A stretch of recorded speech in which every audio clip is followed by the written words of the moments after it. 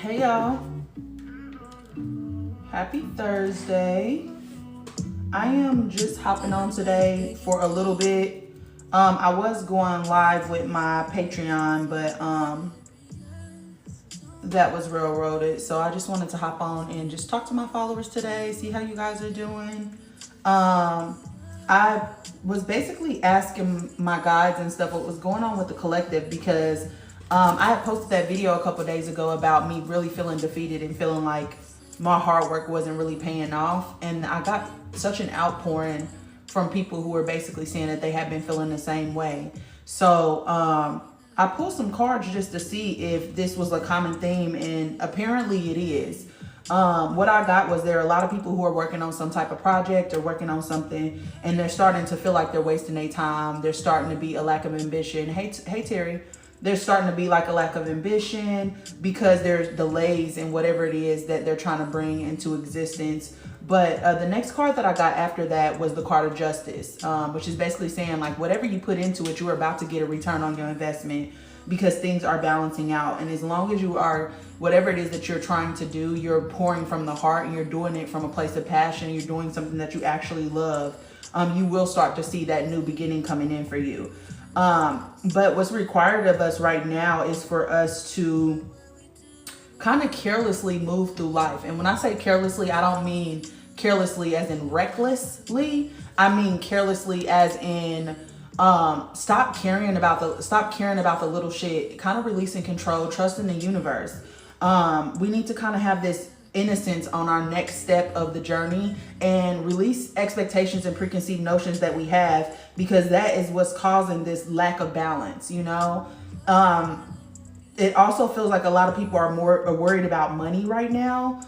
I don't know if they've been making poor financial decisions or just money has been on everybody's mind and they're trying to bring some balance into their finances. But I'm seeing that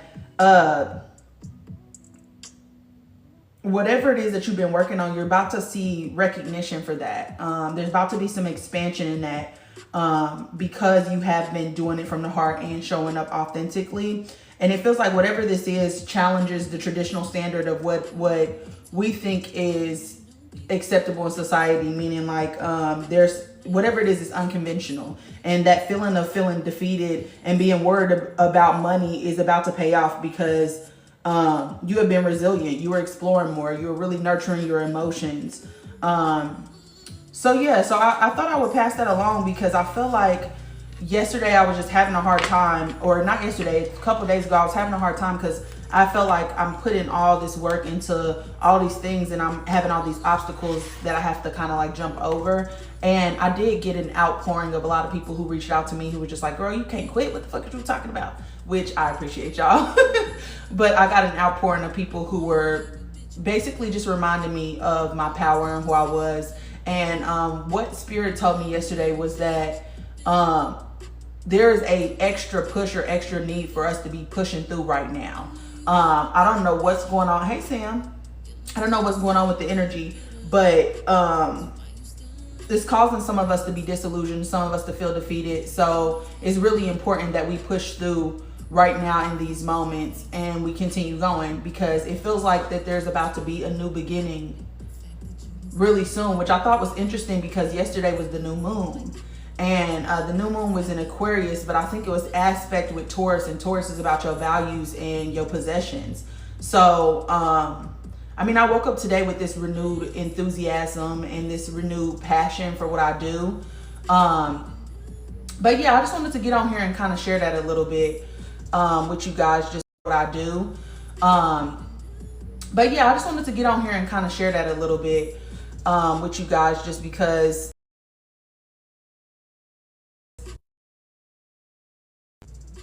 sorry, somebody was calling me. But I was feeling it myself, so I didn't know if anybody else was feeling like that or have been kind of feeling a little defeated lately, or like they got to do everything by themselves. So yeah, I wanted to get on here and say that. Hey Sam girl, what you been up to? I felt like a rebirth today. Yeah, today felt like really good energy. I'm not gonna lie. I got up and I had a lot of it. Even, you know what's crazy is I got up, but then I stayed in bed, but I still felt really good. And I was like, okay, like I tried to go back to sleep and my body was just like, no, girl, it's time to get up. And I usually will like be exhausted, but I wasn't exhausted at all. It was just like dragging a little bit. It's been wild and felt very intentionally dragging. Hold on. Dragging us into fear. Facts. I agree, Sam. Like I feel like the energy since the TikTok ban really has been pushing us into this fear energy. And I keep getting people reaching out to me about Trump because I think a lot of people just like my opinion or my perspective on certain things. But I've been trying to unplug from all of that because I feel like it is meant to create fear, to pull you back into a lower vibration. And I don't want to be a part of that. I feel like for the first couple of days of, you know, after the TikTok ban, I was kind of like in a panic and I was just like, you know, these people don't ever do nothing they say that they gonna do, but they gonna do this, like, you know. And I was kind of stressed out a little bit about it, but I had to realize that it was done that way intentionally. So yeah, I've been trying to recalibrate. I've been trying to pull back into myself because Spirit was telling me that I have not been taking care of myself, which is, you know, when I go into a panic, I'll be full panic mode. I'll be levitating, child. I'll be needing to come back down to earth. So yeah, I got a lot done. Oh, that's good. That's good. I love that. What's realizing that I felt calm again. Same. And I feel like it's something with the algorithm. And I kept being told yesterday to clear my phone, like the energy around my phone. Definitely been going through trying times, but trusting myself in the Most High. Yeah, that's all you really can do. Like, I feel like I kind of got slapped over the head this morning. Spirit has been beating me up all motherfucking week. I'm not gonna lie. But it was just like, you are not listening. Like, you're not listening. You're not listening. Everything that I've been doing and what they're saying is I continue to leap and not look. Like I'm making impulsive, quick decisions without actually taking the time. And it's coming from this place of me not trusting the universe and me becoming frantic and thinking I need to do all these things when all I ever needed to do was trust that it was going to happen, because it keeps showing up and I keep getting the evidence that it's showing up, but I'm still feeling like I need to do something more. And what I really need to do right now is to trust in my abilities, trust in the universe, and rest, because it is a resting period. There's going to become a time where action is necessary, but that is not right now. Okay, it's the new algorithm. Yeah, for sure. Yeah, I feel the same. So I've been eliminating distractions. Yeah, 100%, like a last ditch effort to keep the collective frequency down. Yes, that's exactly what it feels like. But the momentum is too much. It's too late. Oh yeah, definitely, Sam. It really is.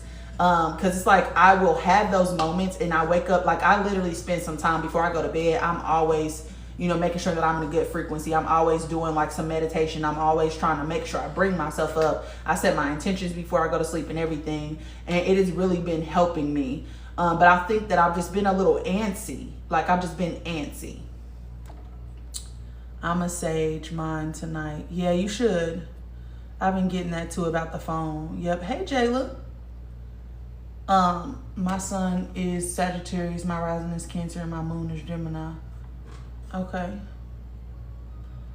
What are some signs your vibrations are low? Negative thoughts. Having negative thoughts, being pessimistic,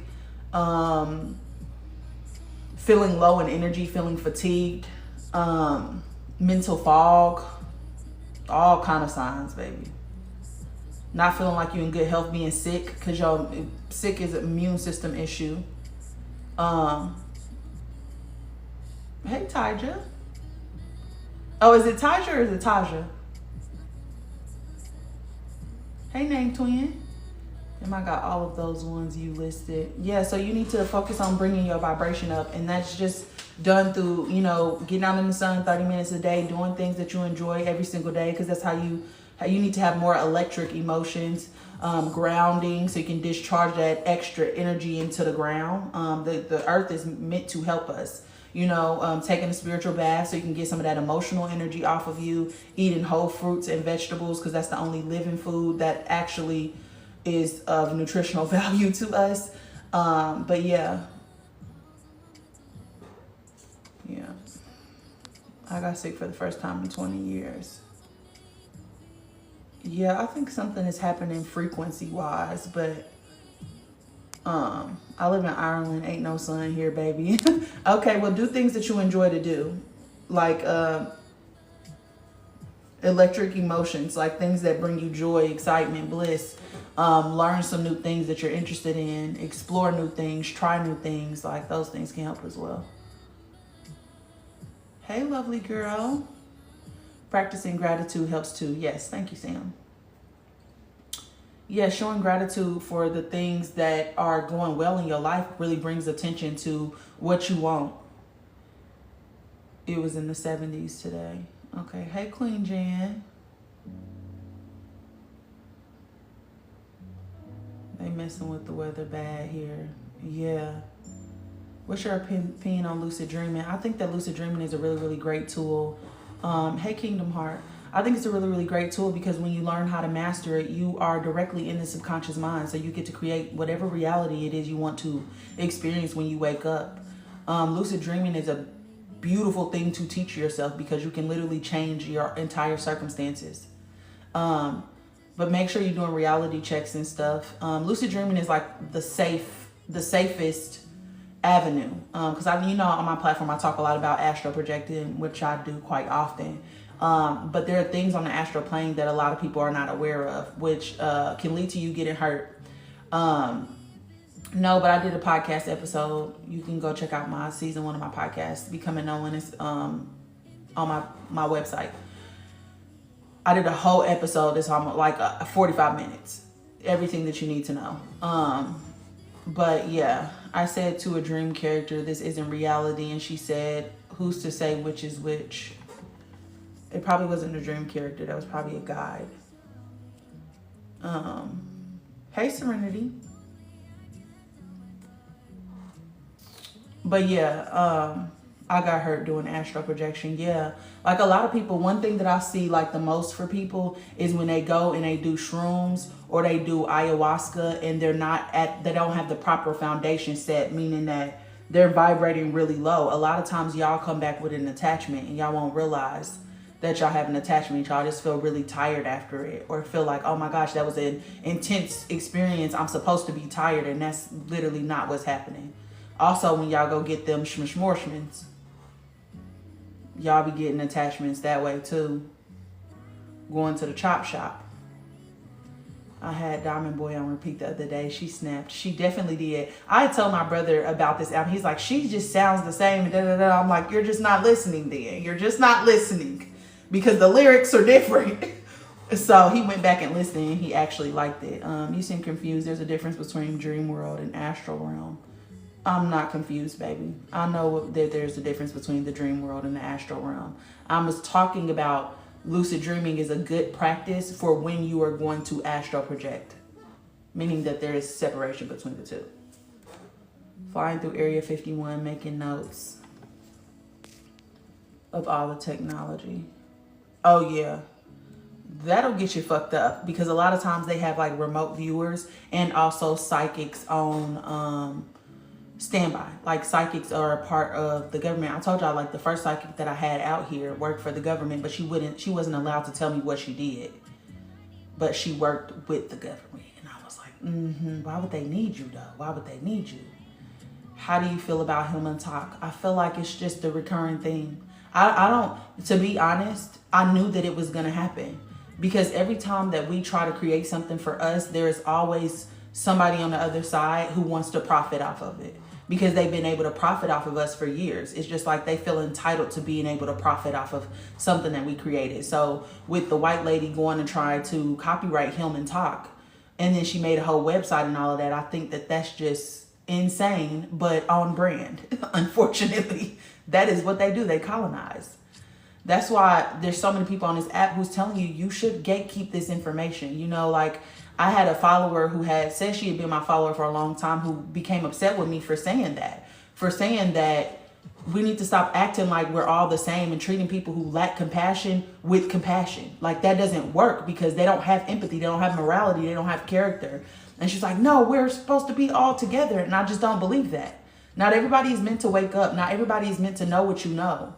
Like if we practice more gatekeeping in our community, we would get a lot farther because we give them the fucking blueprint, we give them the recipe, and they go and just recreate the shit that we have done. And then we get no credit for it. And we in the same position we always in. And it's because we too compassionate. We too understanding. We're too willing to give away the fucking recipe. So yeah, I'm not shocked, y'all. I'm not shocked. You know what would have shocked me is them minding their business. And when have they ever did that? I love BMF. That's my song on Sister's album. Yes, it's so good. It's so good, girl.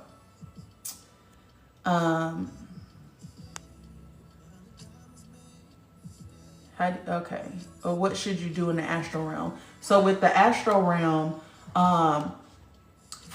first practice lucid dreaming. Practice those reality checks because that's going to help you. But in the astral realm, if you're just starting off, I would call your guides. Before you go to sleep, before you astral project, call your guides and also set intentions on what experience you're going to have.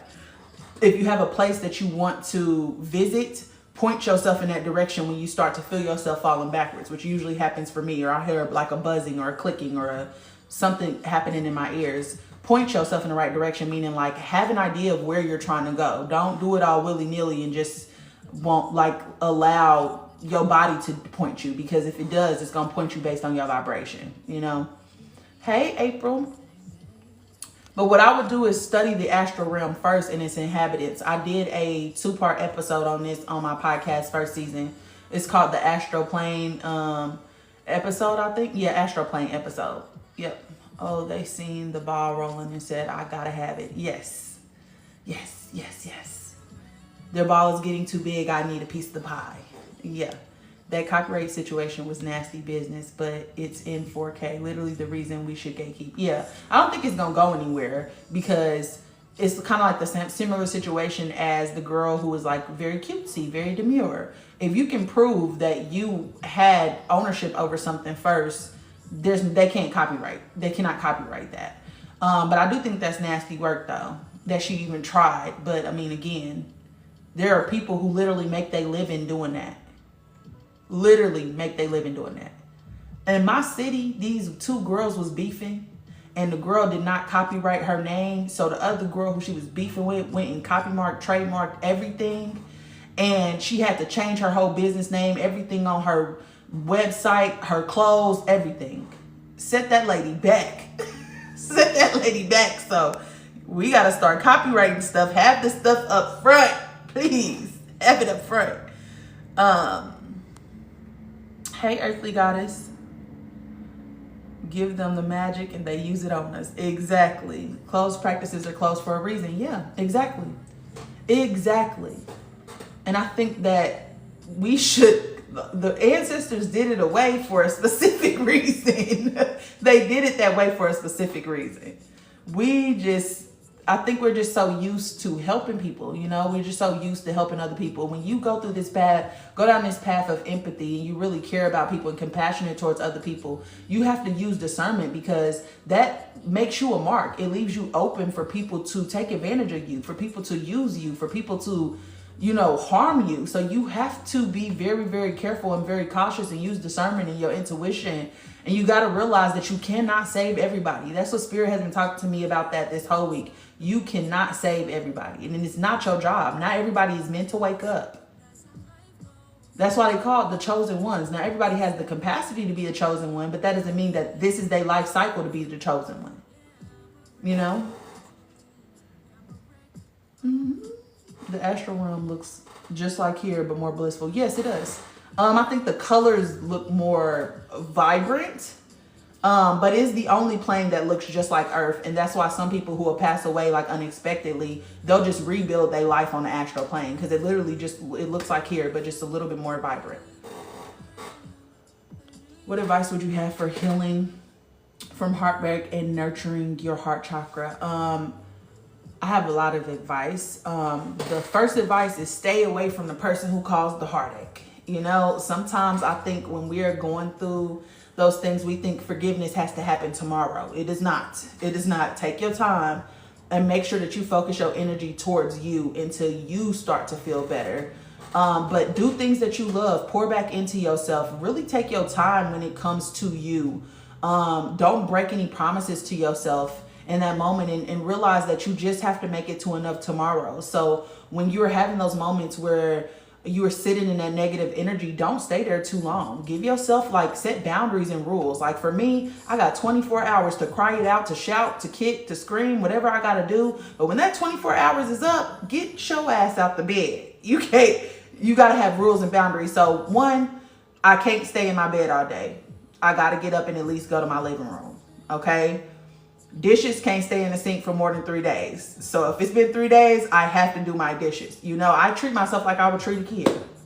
You know, I try to take a spiritual bath every Sunday. Just salt water. Soak in there, play my favorite playlist, start my mornings off good. So most of the time that's making my tea. You know, to me, I like to listen to the oldies in the morning just because it's something about that old school music that just really hits me in the heart. It just feels nostalgic in a way. So I'll do something like that, dance around my living room while I drink my little tea.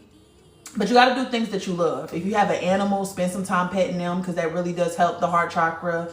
But I would say the biggest thing that blocks the heart chakra is not having empathy, not having compassion, not having understanding. So I think that you should work on getting to a place with that. But I wouldn't say that's an immediate fix. And what I mean by that is it's okay for you to understand why somebody operated the way that they operated. And you do want to look at it from your perspective and that person's perspective. It is okay for you to have compassion for that person, because a lot of times people are just repeating cycles or projecting a bullshit onto you, right? So it's okay for you to come to an understanding of that as well. But don't extend your empathy back towards that direction without having boundaries, you know? Also, there are beings that can help you if you do know how to astral project. They have helped me with my anxiety, with overthinking. They have helped me with the problem I had yesterday. I just posted a video because I said something was going on with my intuition. And I was like, well, my gifts. And I was like, my gifts feel so weird. I just need some help. And I went to go see a master psychic yesterday, and they told me that somebody had locked my pinkies, which is responsible for communication. Intuition is responsible for your ability to adapt to new things, you know? So they're on the fourth plane. They're fourth plane beings, and they're master psychics. And psychics go hand in hand with being healers, because your psychic gifts kind of come from how balanced your chakra system is and what your density of consciousness is, which is directly associated with your chakra system. So they are brilliant and helpful, and you can ask for their help. They don't like to come down to this plane because it requires them to like lower themselves too much. So making sure you're getting your vibrations up, making sure you're doing things that you love, making sure you're getting out in the sun, making sure you're eating whole fruits and vegetables. If you're really feeling down, fasting for 21 days with just spring water. And if you have to eat something, eat melon specifically. If you have melanin in your skin, eating watermelon with seeds, it has to have seeds. It's not real fruit if it doesn't have seeds. But watermelon is actually really, really good for conducting electricity, improving our ability to conduct electricity on a cellular level. So yeah, how can I raise my vibration? Oh, I just answered that. I want to experience this. You just have to, I would start with trying to lucid dream first, which is just becoming aware in your dream. How you do that is you do reality checks throughout the day. So you look down at your hand, you count and make sure you got all your fingers, or maybe you keep checking the clock, because whatever you do in your waking life is typically going to spill over to your sleeping life as well. So if you keep doing something throughout the day, 9 times out of 10 you're gonna do it in your dream. And when you do it in your dream, there's always a difference. So when you look down at your hand, you're probably not gonna have 5 fingers, you might have 6, you know. And then it's like, oh, that signals to you that I'm dreaming. And then you don't panic. Don't panic. Just start making start going around, you know. I wouldn't try to alert them to the fact that they're characters or NPCs, because you created the characters anyway. So it'd be you reacting to you. But I would start off that way. Just because it's safer, because you are technically in your own dream world, meaning that you created it. So the only time there are going to be beings there that are harmful is if you created it, you know, opposed to like actual ramifications for your actions if you go to the astral plane. You want to make sure that you are at a high vibration when you do go to the astral plane, because you have this silver cord that is connected to the back of your head right here, and it connects your astral body to your physical body. And that cord's thickness is determined by how high you're vibrating. So if you're vibrating really, really low, the thickness is not going to be very strong. It could be brittle, and it'll take nothing to just, and you never wake up, you know? But if you are more electric and you are eating the right food, you become more electric, that cord will be very thick. Where did you find the master psychic? On the astral plane. Okay, thank you for the advice. I've been feeling numb lately due to so much heartbreak. Yes, and you know what? Grief. That's what that is. You need to learn. You need to pour back into yourself. You need to love yourself again. You need to do things that you actually enjoy doing. If you need to get around people that you love, you need to get around them, because the worst thing that you could ever do is be disconnected from your emotions, because your emotions is your soul, how your soul communicates to you. If you're disconnected from your emotions, you are disconnected from your soul. That's why people who don't have emotions and empathy, who lack empathy, we consider them to be soulless. Okay? Could neck problems in a genetic connective tissue disorder affect that cord? Neck problems usually come from there being a blockage or something. And a lot of us have blockages in our neck just because, like, communication and living in a society that doesn't really appreciate our voice. So affect the cord specifically? No. Well, yes, it could, because it lowers your vibration just in general. So yes, short answer, yes. Any dis-ease in the body can affect this cord because it lowers your vibration.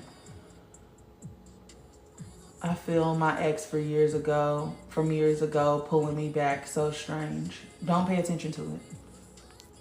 If that's not where you want to go, then don't focus there. Because when you focus there, you tell the universe that's what you want. Hey, Tuan.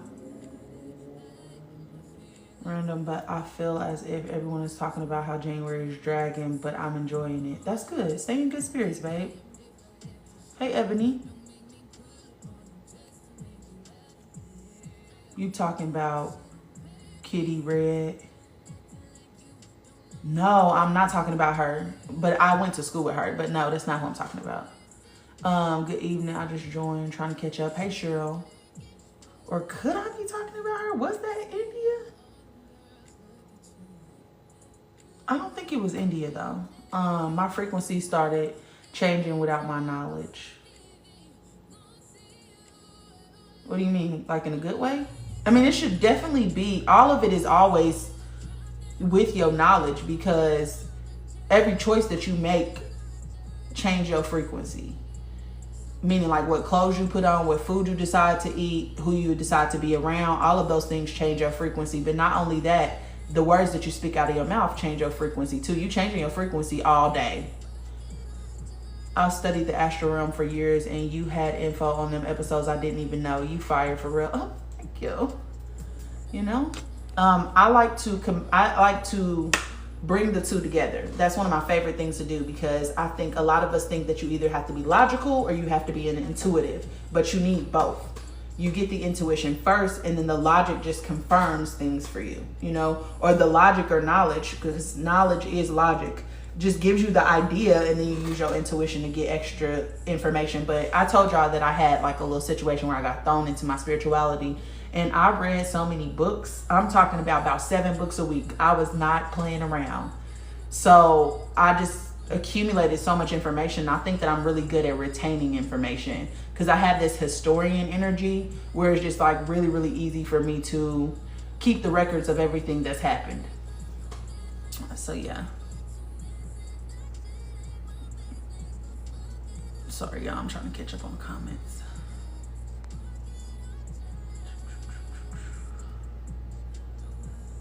If you're interested in lucid dreaming, watch Inception. It will teach you a lot. Yes, Inception is a really good movie for that. Are there any other movies that talk about like lucid dreaming that I feel like people can look at? I can't remember. Yeah, that's how I should have worded it. The vibration. Thank you. Yes, anything. But these master psychics that I was telling you about, like, again, like I said, they are healers. Like all of the beauty that we experience in this realm, when like literally looking outside, the sunsets, the grass, all of that, all of the healing energy that we get to this realm, all of that is being channeled down through them.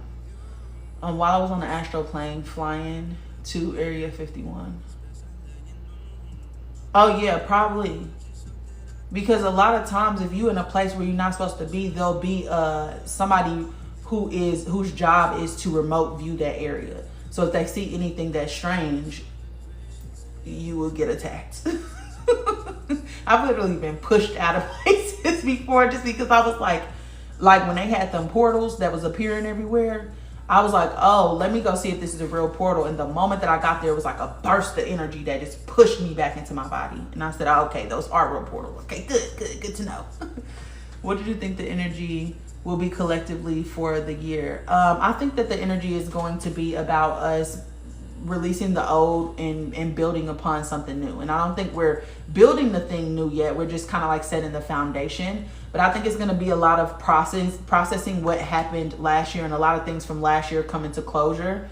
Because it is a 9-year, which is about transformation and shedding your skin and like getting rid of the old shit so you can build something new. And I really think that that's what this year is going to encompass for us on like an overall theme. But I would look at your perfection year and your birth chart to figure out what your personal year is going to look like. Clothes. Oh, I didn't know that. Yes. Colors hold frequency. This is more of like a career energy. Green is more of like a love energy. Yellow is willpower. Greed is consuming. But yeah, anything that you do is affecting your frequency because everything is energy, specifically light energy, which is a type of kinetic energy, meaning that it's moving, it's in motion. So every single thing that you interact with is affecting the frequency around you. How do you manage heightened spiritual abilities? It can be hard to deal with alone. You just have to practice. You know, you have to, I think a lot of times people start getting these heightened abilities and they run away from it.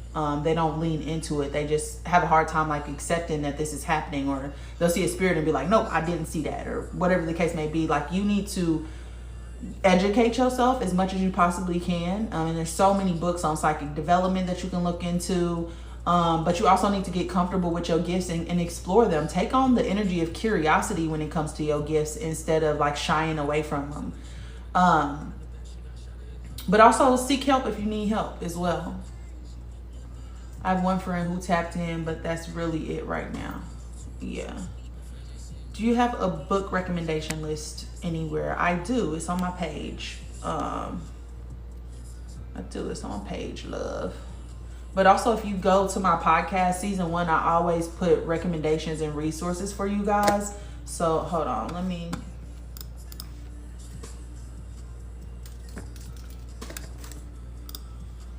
I'll tell you some of the books I recommend. All right. Did I scroll too fast, girl? What's going on? Okay. So, The Hearth book, which is by Julio Castro. I think I've shown you guys this book. Hold on.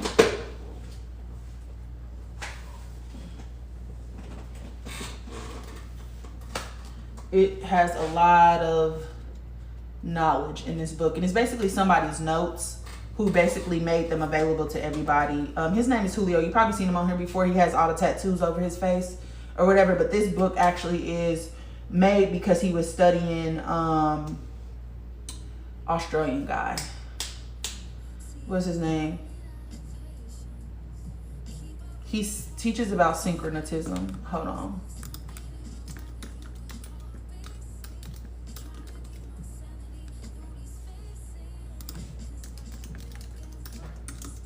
Dang, why am I drawing a blank?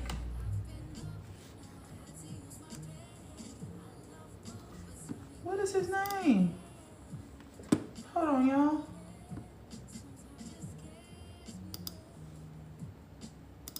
This is my jam.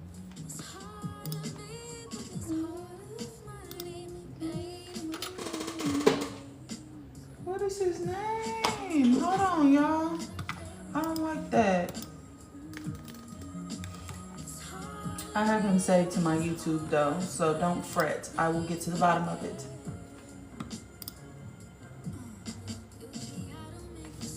Hold on.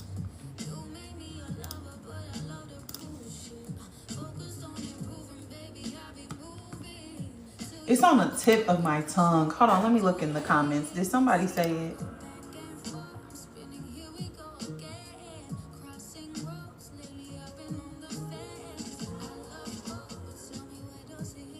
Oh, fuck. Okay. Hey, Seth.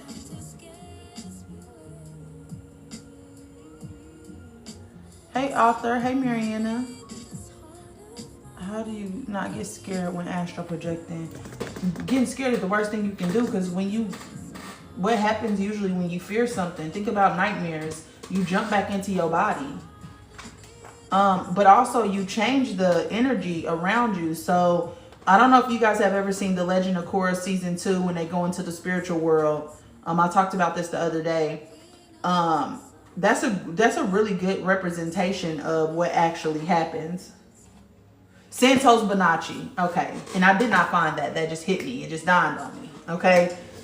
So he basically wrote this book from the Book of Wisdom, which is by Revival Wisdom. So he took like his information and Santos Bonacci information, basically wrote his notes or whatever. So that's actually a really good book. And I think you can get it off of babybooks.com. There's also, hold on. Another good book would be Pathways of the Rainbow Serpent and Plumed Serpent by Robert Coons. That's about like Kundalini energy. The Ego's Code by Clayton John Ainger. That one's good for like looking up the ego, of course.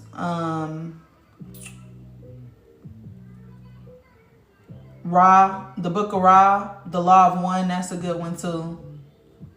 But you can also go to thelawof1.com and they have like the tapes and stuff for when the people in back the early 1980s were channeling Ra. The Complete Ascension Manual, How to Achieve Ascension in This Lifetime by Joshua David Stone. That one is actually really good. If you're trying to figure out how to align your chakras, it talks about like the different initiation stages of doing that. It also talks about like the monad and like how the universe was created, like that type of thing. For chakras,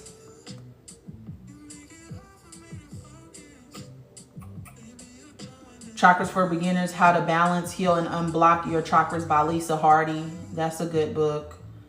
I'm gonna post this on YouTube too. So, hey Aurora, I love you back. Oh, hey Auntie, I love you back.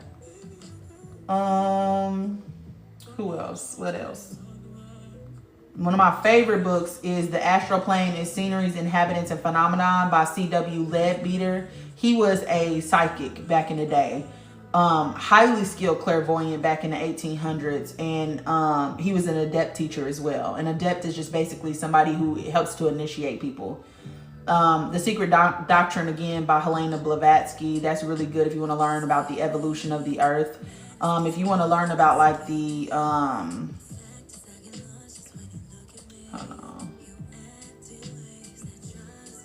lucid dreaming. So if you want to learn about lucid dreaming, the book that I read about this was A Visionary Guide to Lucid Dreaming by Lee Adams. So A Visionary Guide to Lucid Dreaming by Lee Adams. You also can look at the astral projection, specifically the Egyptian Book of the Dead and the Tibetan Book of the Dead, because the Egyptians and the ancient Tibetans were actually studying how to die while they were still alive, which is just basically separating your astral body from your physical body. So that they can figure out how to ascend out of this reality instead of getting stuck back in a loop here. So yeah. Let me see what else. I did episodes on this though on my podcast. My whole first season is just about the shit that I feel like you need to know when you're on your spiritual journey, and I give these resources. Next is about the planes of existence, and this actually comes from The Lightworker's Guide to the Astral Realm by Savannah Arienta. Lightworker's Guide to the Astral Realm by Savannah Arietta. That's a really good book. It was, I think that one was long too, if I'm not mistaken.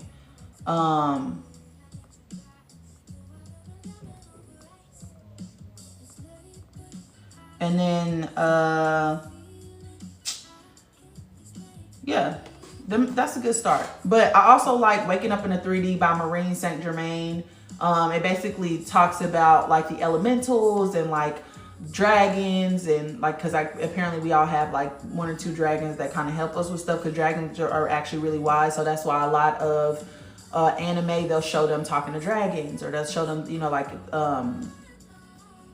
Avatar The Last Airbender, but also Chinese people's obsession with dragon, like they're supposed to be wise animals. But her book is interesting because she talks about how they used to occupy this frequency with us, but then when they decided that they wanted a monotheistic way of living, and what that really just means is that they one God instead of multiple gods, because if you look in the ancient world, it was a multiple god system. Now we just call that mythology, but that is actually like gods that they used to go to temples and praise and all of that.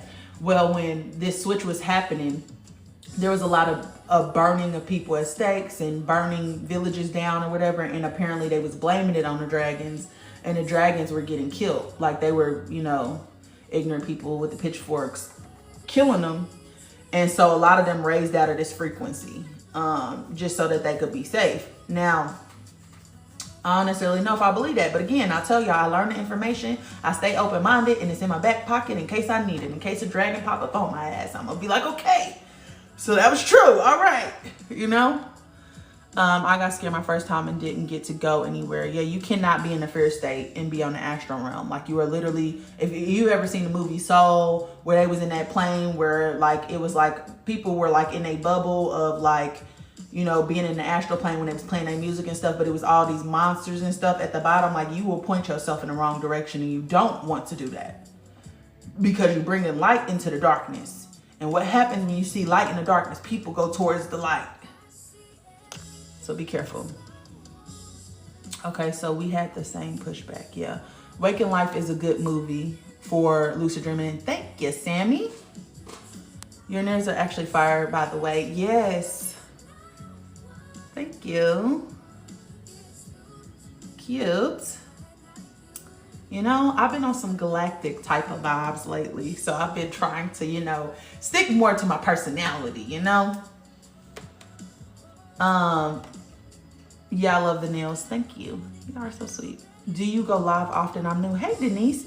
Yes, I do. I try to go live every Wednesday. You're going to catch me on here. Usually, I would say anytime between 2 and, well, actually, no. It's probably going to be like anytime between 1 and 3. You'll catch me here on Wednesdays. On Thursdays, I just go live whenever I feel I'm moved by spirit.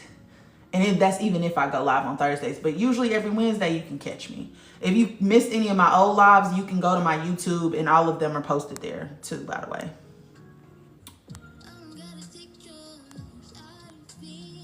Okay, thank you. You're welcome. I've been seeing spirits since I was a kid. Clairvoyance, baby.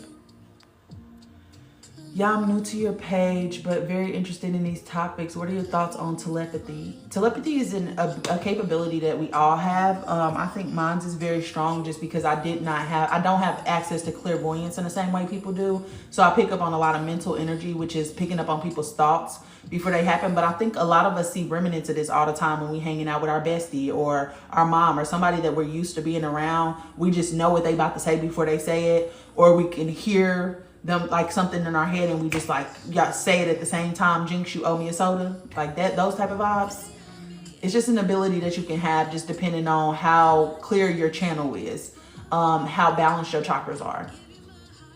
Can you hold it up longer, please? My nails or the book?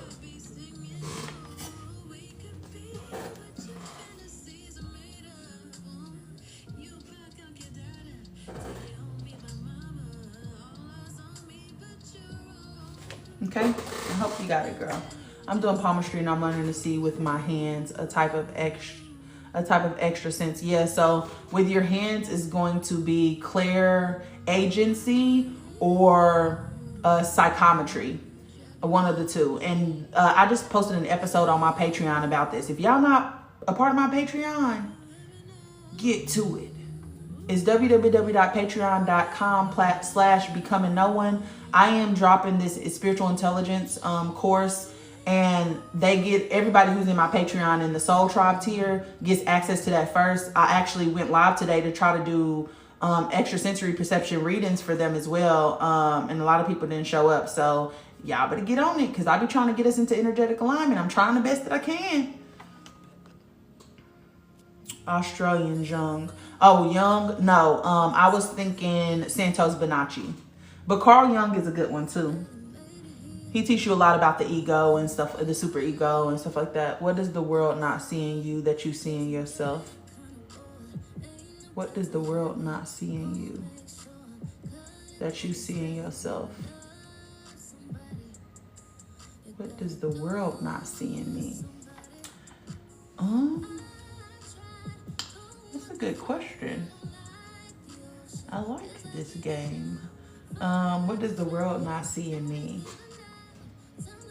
I would probably say, I think the right people see the wisdom in me. I would probably say my compassion. I think a lot of times I'm misunderstood in a way, and I think a lot of times people don't see how much I care about certain things, and maybe I'm wrong about that. I think that I kind of have blindness when it comes to myself. I'll be doing all this stuff and I'll be like, nobody's noticing, and it's like everybody's noticing. Like everybody is noticing it. But it's just, I would definitely say my wisdom was a thing when I was a kid. Like I felt rejected a lot for the things that I knew. It was like, oh, you think that you know everything, and it's just like, no. Like a lot of times I think I would be in conversation with somebody and I would say something that is in agreement to what they're saying, and I would just be contributing to what they were saying, but they thought that I was like disagreeing, and it would always start conflict, and it's like, oh, you just know it all and you think you da-da-da, and I'm just like, I thought we were just having a conversation. So I would think like that, but also I think a lot of people too, just because of the way that I look, will assume that I'm mean, or I'm, a way that I'm not, and I've never been that way. Now, am I moody? Absolutely. Absolutely. If y'all don't know that by now, I literally started my platform telling y'all that. But yeah, I would definitely say that it was, for me, it would be the wisdom, but I think I'm starting to realize that people actually do see the wisdom. And then outside of that, I would say how compassionate I am for people, because I see everybody as a human. I don't give a fuck what you look like, what religion you decide to go down. Like, I feel like everybody could be saved, and apparently I'm learning that that's not true. So yeah, I think that's a good question. Is there anybody else who's on this live that can answer that question for themselves? Because I would love to hear y'all's perspective on that. What does the world not see in you that you see in yourself? Hey, Shay Shay. The heart book looks dope as fuck. I love the artsy, colorful drawings. Yes, it's so cool because he drew all this shit himself. Like, I love a creative. Like, and he took such good notes. Like, look at this. This is my type of note taking. I love an organized baddie. The Last Airbender, love it. Hey, Unique. Thank you for uploading these to YouTube. You are welcome. What's the name of your podcast? It is called Becoming No One by Taja Moore. Hey, Moonflower. Yeah, I think there's truth to dragons big because they were cultivators of life energy and nature. Yes, and also there's like a mountain called like Dragon's Mountain, and if you look at it from the top of Google, it actually looks like it could be like a petrified dragon. And then when you get closer to it, because somebody was studying it, it actually looked like it was like a bunch of like cracks in the dirt, but they look like scales when you zoom out, right? And then there was a guy who was on here, I don't know what the fuck that was, but you got to be quicker than that. You weren't about to get my ass. But anyways, it was a guy who was on here yesterday who I seen a video of, who was basically saying like it was like a secret operation that's happening right now, where it's a bunch of scientists up at this mountain that's kind of like cut off, and there's like a knuckle of, like, they're saying that this mountain is a dragon, right? And there's like a little red thing that's kind of like where the eye is, and you can kind of see the head, and then you can see, like, he zoomed in on what he considered to be the knuckle, and it looked like what a dragon knuckle would look like. So I don't necessarily know. I just feel like I'm just open to anything. Like, the interesting thing about the book, the astral plane, its inhabitants, and all of that, is that it talks about everything, like trolls, gnomes, fairies, like all of those as being elementals. But what I thought was interesting, and the part that I didn't believe, was the vampire part. And I didn't believe the werewolf part or whatever, but apparently it still is something that people over in Scandinavia deal with. Now, I don't know no Scandinavian, so I don't fucking know. It's like a specific bloodline that, you know. But there was a girl who was on here on TikTok, and she was basically talking about this person who she assumed to be a vampire got in her Uber car. And she said that she can't really remember it. She just remembers like looking at them, but she cannot remember the ride. And she was telling the story because she was like creeped out about it. And there was something weird coming through the screen on that. And also when I watched the interview with the vampire, there is weird energy, siphoning energy that's coming off, like coming out of that the screen, which is a portal. So I don't know. Hey Sherelle, I just think if scared, repeat Psalms 23:4. Ye, I walk through the valley, I fear no evil. Okay, hold on. What'd you say, April? Stop. The nails are even doper than I thought. Yes, they're so good, right? Yes. And I have some, these are actually from Shein, y'all. Shein actually has, so I stopped going to the nail salon recently because they done cut me with the damn thing. They done turned me every way but loose. And here in LA, it's crazy. So I was like, you know what?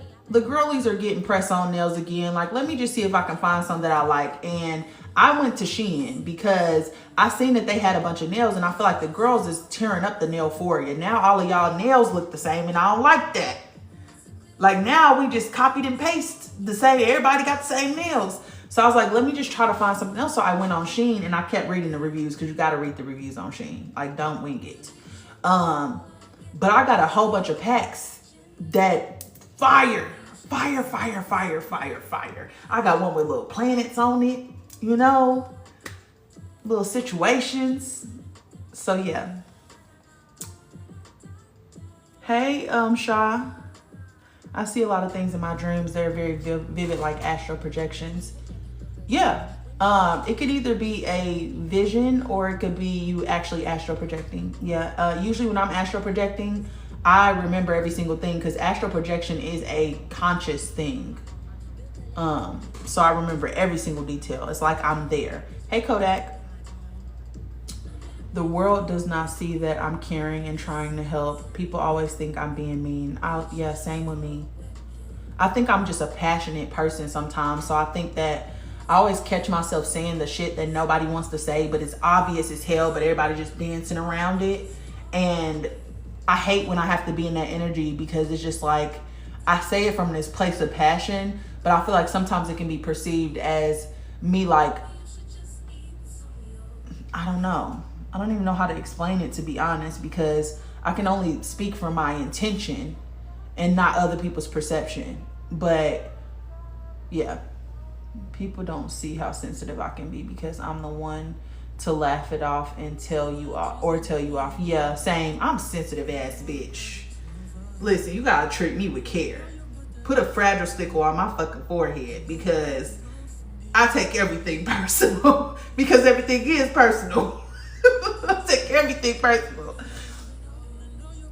And I'm quick to say, it sounds like you're saying this. Was that your intention? Because, hold up, wait a second. I got you locked in on Patreon. Oh, perfect. Because I want to make it a thing where every Thursday I go, like, send the people who are in, like, my Soul Tribe tier, I send y'all a live stream link to where we can just hop on. And I want to do ESP readings where I connect to your higher self and I connect to your guides and we go over whatever it is that you need to know about yourself right now. and help you through this shit. Because I think my one of my biggest goals is to help us to get into energetic alignment. Like, I feel like that is what I'm here to do, and I want to help us so bad. And I like being a psychic. Let me use my gifts. I feel like the world doesn't see how kind and fiercely loyal I am. People think I'm mean. I wonder why do we always get mean? I mean, like, I don't understand that. Like, if you have boundaries or you have standards for yourself, then it's always perceived as mean. I think there's a difference between being kind and nice. People really want nice people, because nice people you can run over. But when you kind, you can't be ran over, because you're still saying something, some real shit, but you just, you know, saying it in a nice way. Ooh, hold on.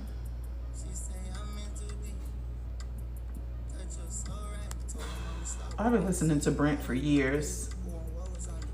Years upon years.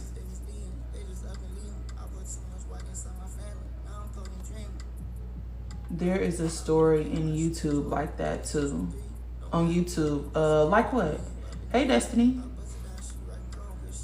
Wait, Dolce automatically regulates my nervous system. Love this song down. Yeah, she does. I think Geminis are actually the ones who need to be doing music. You know? Because Kendrick, Dolce, and I think she has Leo energy too, but she has Gemini somewhere. Aquemini, Outcast, like, they say that they like genius thinkers, but they also charismatic in their expression. That's why I feel like Dolce is good, because she got Leo and Gemini. Those are both charismatic energies, you know? Thank you, SLC. I understand, same. Fragile as fuck. Please treat me with care, please. Because I've been like that my whole life. And my mom has always said, like, oh, you're just so sensitive. And, you know, I remember I used to, like, just try not to be sensitive.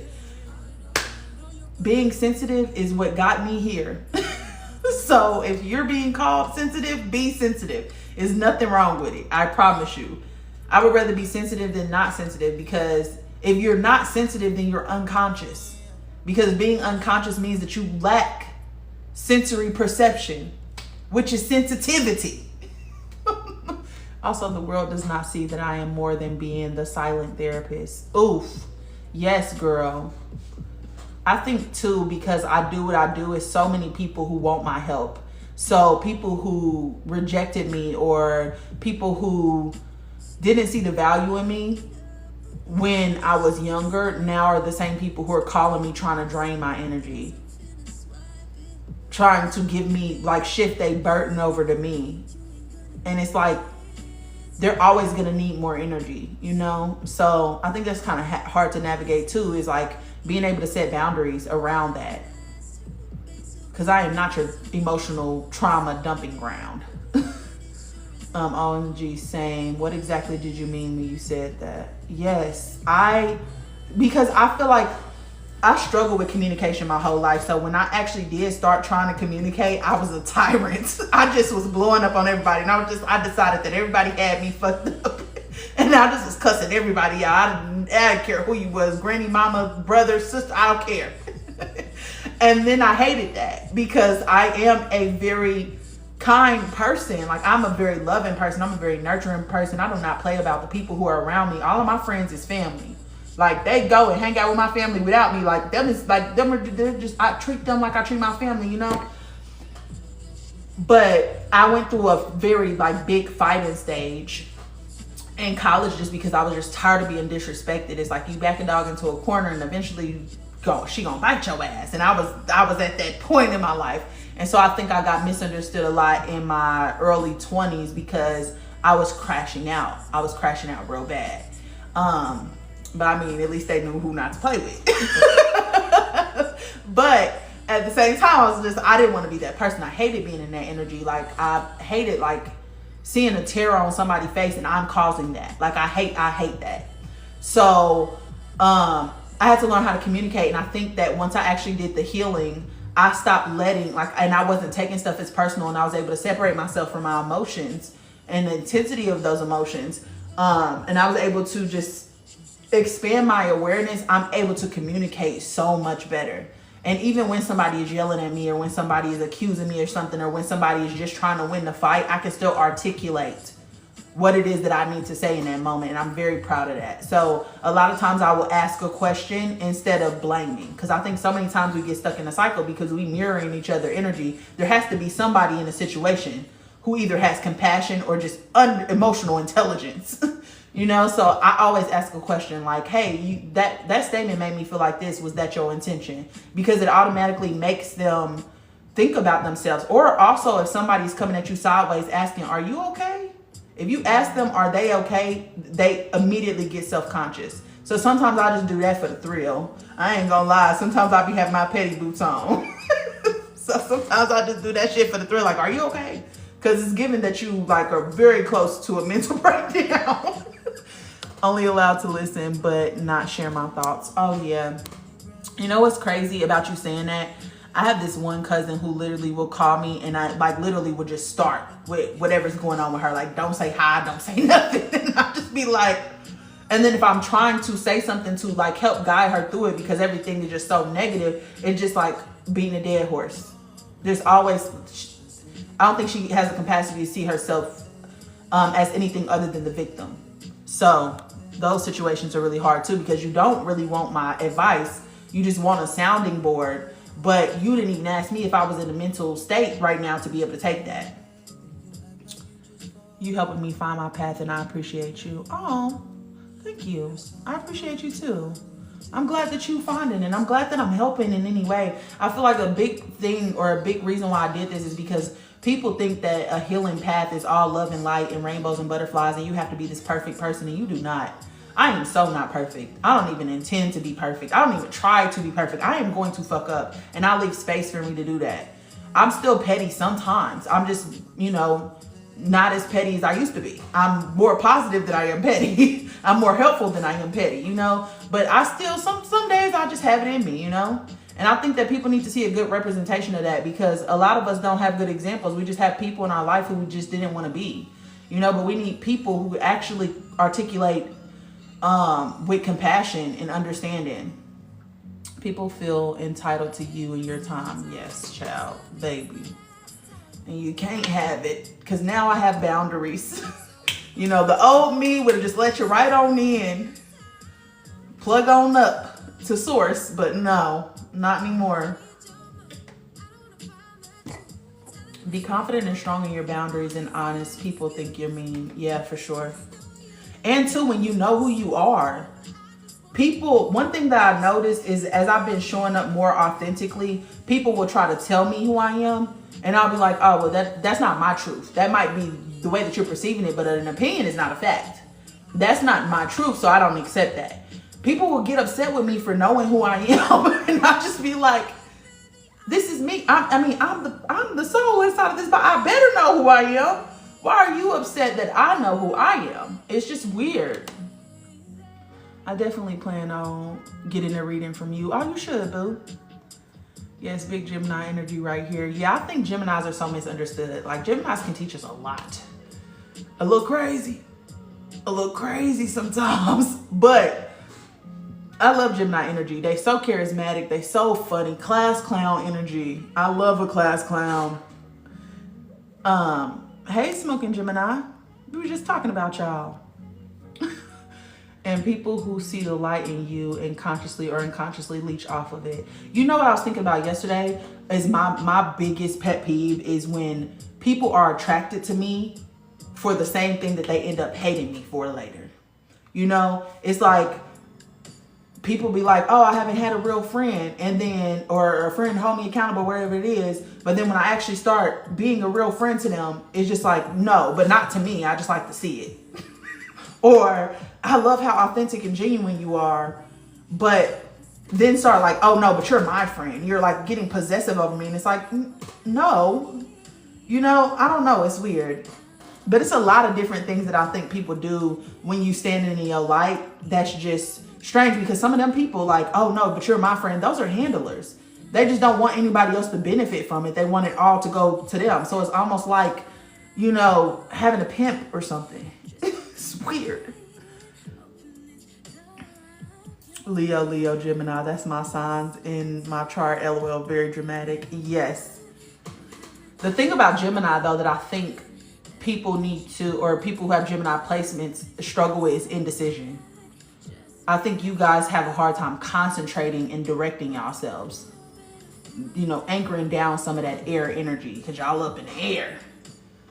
Yeah, Gemini, Pac, Biggie, Kanye, Kendrick, Ice Cube, IDK, Kodak, Lauren.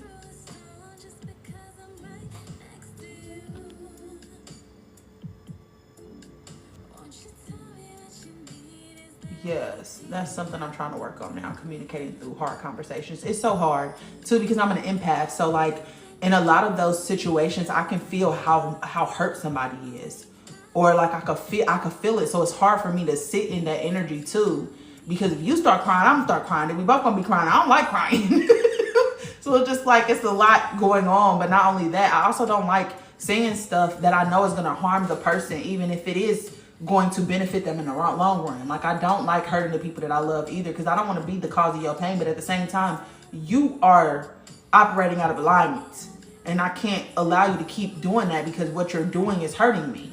So I have to say something, because I've surpassed the point in my journey where I just allow shit like that to happen, you know. Hey Shawnee, happy Thursday. Hey Hija. Let's give it. How was you cool? No, for real. Yes. Sometimes there is a more often than not times you need to be being positive, but that's only 51%. You got the other 49% where you could go crazy if you want to go crazy. You know, don't strive for perfection. Just strive for balance, because everything is best experienced in moderation. I strive to be authentic, not perfect. Yeah, and I feel like, too, you know, when people get into this toxic positivity, it usually makes them do something that they wouldn't normally do because they've been holding shit down, like holding it down for so long. It's just like, if you can't take the high road all the time, because at some point it becomes abuse. At some point it becomes abuse. Sometimes you got to get at somebody, and that's okay if you got to get at somebody. Just go back. Don't stay there. People tell me you think you high and mighty. My reply, I'm fucked up like the next nigga. You are not fucked up. Don't talk about my friend like that. You are high and mighty. And what? That's what you should have said.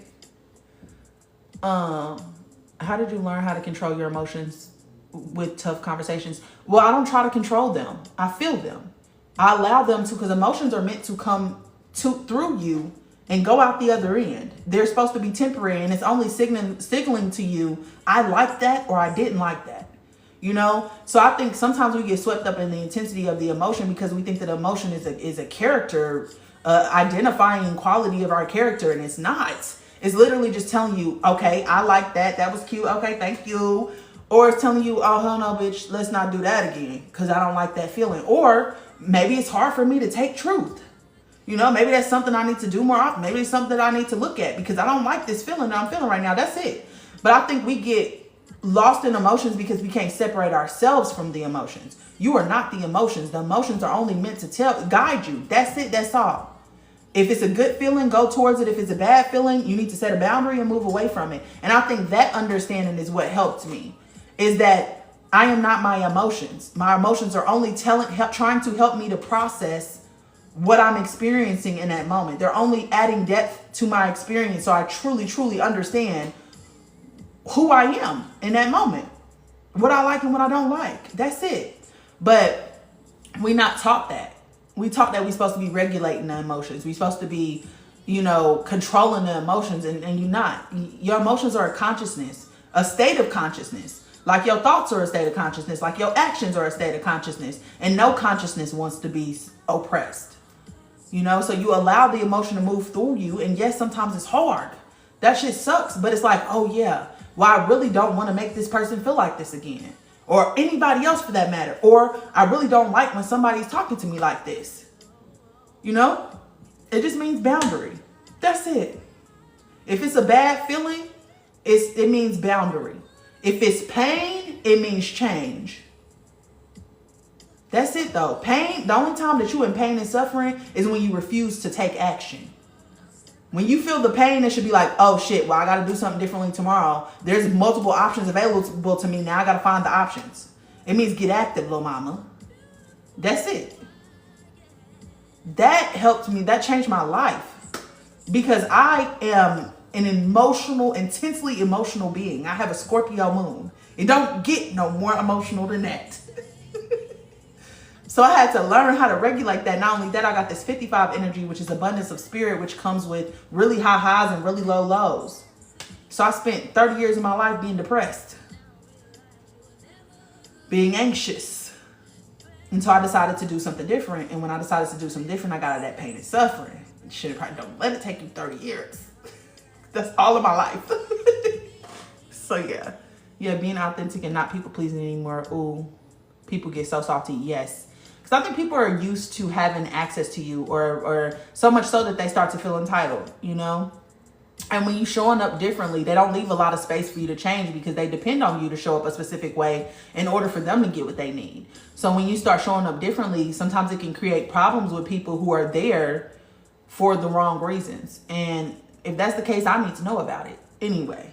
Because any of the people who are actually for me, who have loved me through my journey, who have showed up for me, none of them cared that I change. In fact, they encouraged it, because I'm bringing new perspective to them. I'm bringing new awareness to them.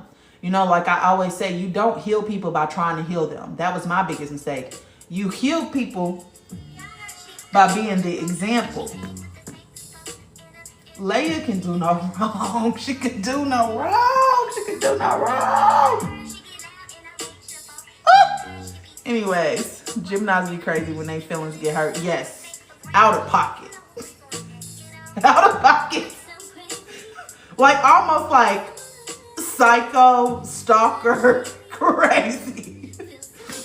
But I mean, I feel you. Why they playing with you anyway? You know, but y'all here to show us duality. That there's this side, the super positive side, but there's also the opposite side. So yeah. Wow, thank you, sis. I don't ever hear so much positivity on Gemini. That's because people be hate. I think that y'all are very misunderstood with Aquarius is. Actually, all the air signs, I would say, are very misunderstood. But also Cancers as well. Capricorns. They always getting the short end of the stick. I don't know. Virgos. But I feel like there's a purpose for all of us. And I think that, you know, a lot of people will have bad encounters with like the shadow side of an energy and not realize that there's also a positive side to this energy as well, you know? Yes, we're definitely misunderstood, but truly hidden gems. Yeah, y'all are. Y'all are fun to be around.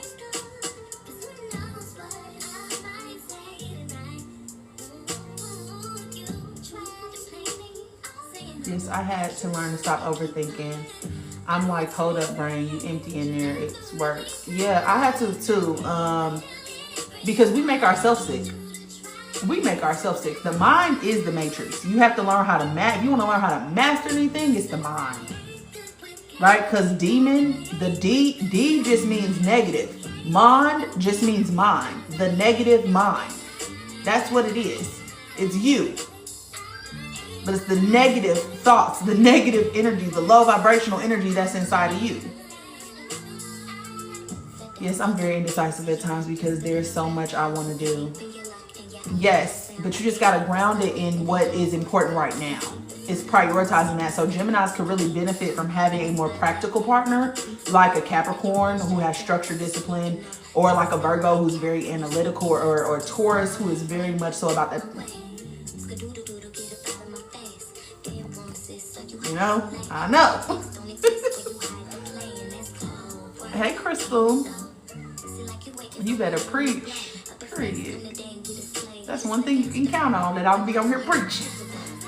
I believe we're here to master our emotional bodies and states. Yes. Your emotional body is your soul.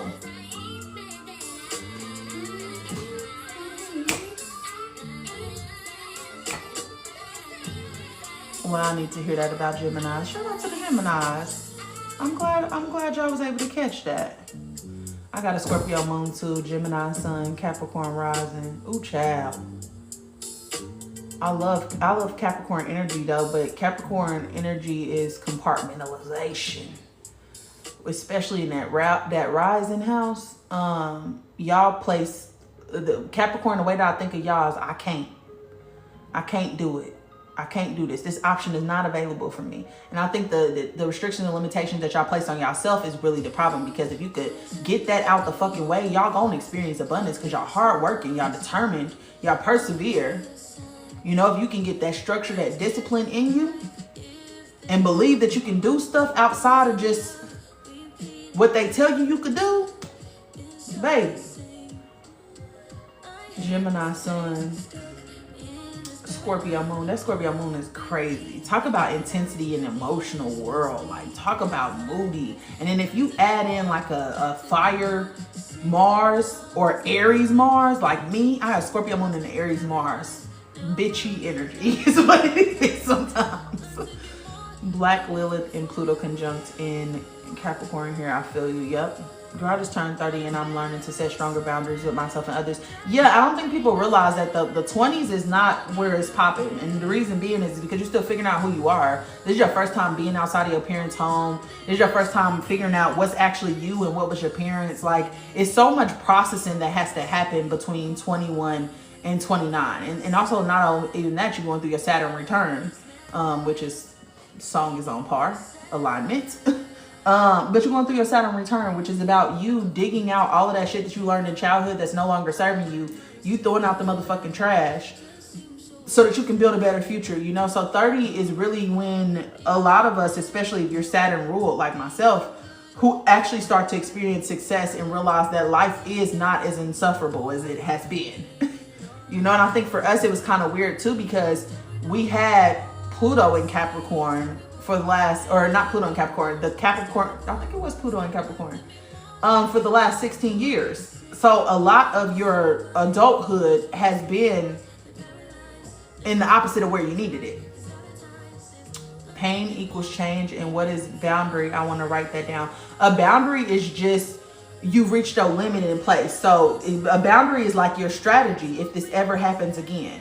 You know, so pain equals change, but the boundary is like, next time I experience this, I'm going to do this. So for me, one thing I like to use is I don't like to be Netflixed and chill. So if somebody tries to say, oh no, I just want to come over your house, you can cook for me, no, I prefer to go out to eat or something like that, because, you know, one, a woman's home is the place that she's the most unsafe. That's a statistic. Who am I to go against the statistics? Who am I to go against that? You know? So I would try to have a conversation, and if that person doesn't want to do that, that's perfectly fine. They not aligned with me. That's okay. Move away. Because you got to stand on your boundaries too. A boundary ain't nothing if you ain't standing on it. You got to stand on that boundary, because that boundary is what keeps you safe and what keeps you having experiences that you want to have opposed to ones that you don't. So just like, next time this happens, what am I going to do? It's like planning ahead. It's a preventative measure. It's like your rules to live by. You know how you go into a corporation and they have rules and policies? It's your rules and policies for your life. Some people / fam are put in our lives to teach us to move past them, trying to hold us back. Yes, most of them are handlers, but also too, when you are a generator, or you are a person who came to lift the vibration, you're an indigo child, whatever, you are going to be born into these toxic dynamics. And the reason why you're born into these toxic dynamics is because they weren't able to break the generational curses. So you're sent there to break the generational curses, but you have to first be initiated, right? In order for you to break the generational curses, you have to know what they are, which means that you have to have the same experiences that they have had, which is usually the rejection, the making sure that you're in line. Sometimes it's getting beat, sometimes it's sexual abuse, sometimes it's whatever the fuck it is. You have to experience it firsthand. Why? Because that's what gives you perspective. Now you understand what needs to be broken. You don't understand what needs to be broken if you ain't experienced it, you know? So then, through all of that though, you are meant to maintain your purity and your innocence of love, meaning like your compassion to love. You're not supposed to go turn into an egopath. You're supposed to go the empathic route. But there's a bit of A lot of us get stuck in that empathic path, and that's lacking boundaries and people running over us and taking advantage of us and all of this because we really, really love people, right? So you're meant to go down that path because you have to realize that, oh damn, people are taking advantage of me. I don't have anything left. Now I need boundaries, right? So when you get boundaries, that's when you start moving back to that balancing point between the ego and the empath. Because you were supposed to be both. You're supposed to have the ego because the ego is going to give you confidence and audacity to go after what you want. But you don't need too much ego because then you get into sociopath and psychopath, narcissistic area, right? But you don't need too much empathy either because then you are a victim. Okay, then you are a victim, right? So you need to balance. So you need to really be the dark empath, which is a empath who also has boundaries. Who knows that if it ever comes to it and somebody is threatening your safety, then you have a right to protect yourself. You know, the other way leaves you open to be taken advantage of, right?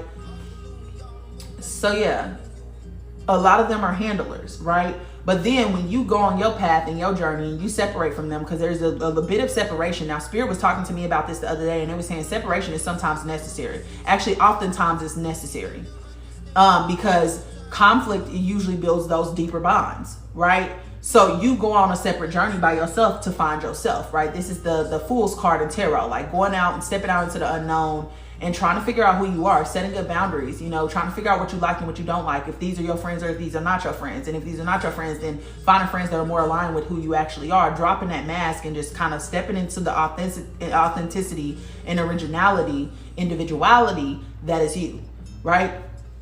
And then when you individuality that is you, right? And then when you do that, oh shit, hold on, let me plug my phone real quick before we. But by you doing that,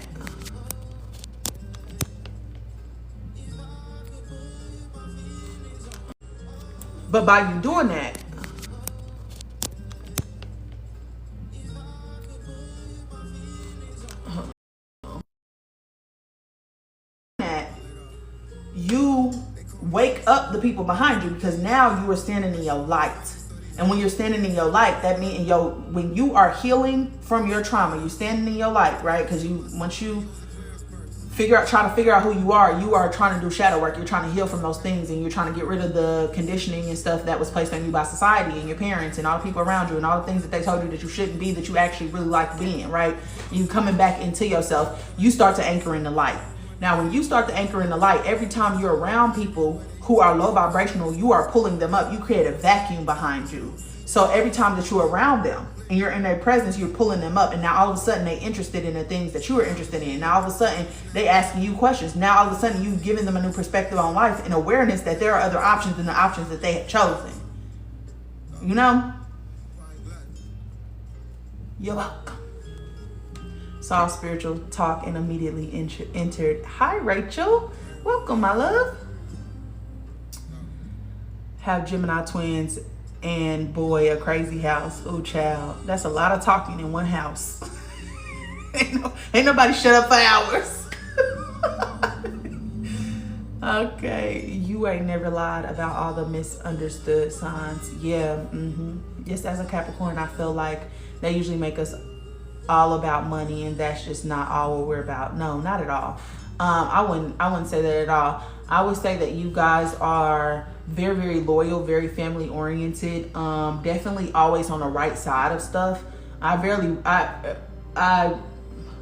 rarely ever see a Capricorn who doesn't have emotional intelligence. I think a lot of times people think that y'all are emotionless, which is not true. I think y'all feel everything, but y'all really good at compartmentalizing that because Saturn compartmentalizes. So that's Aquarius and Capricorn.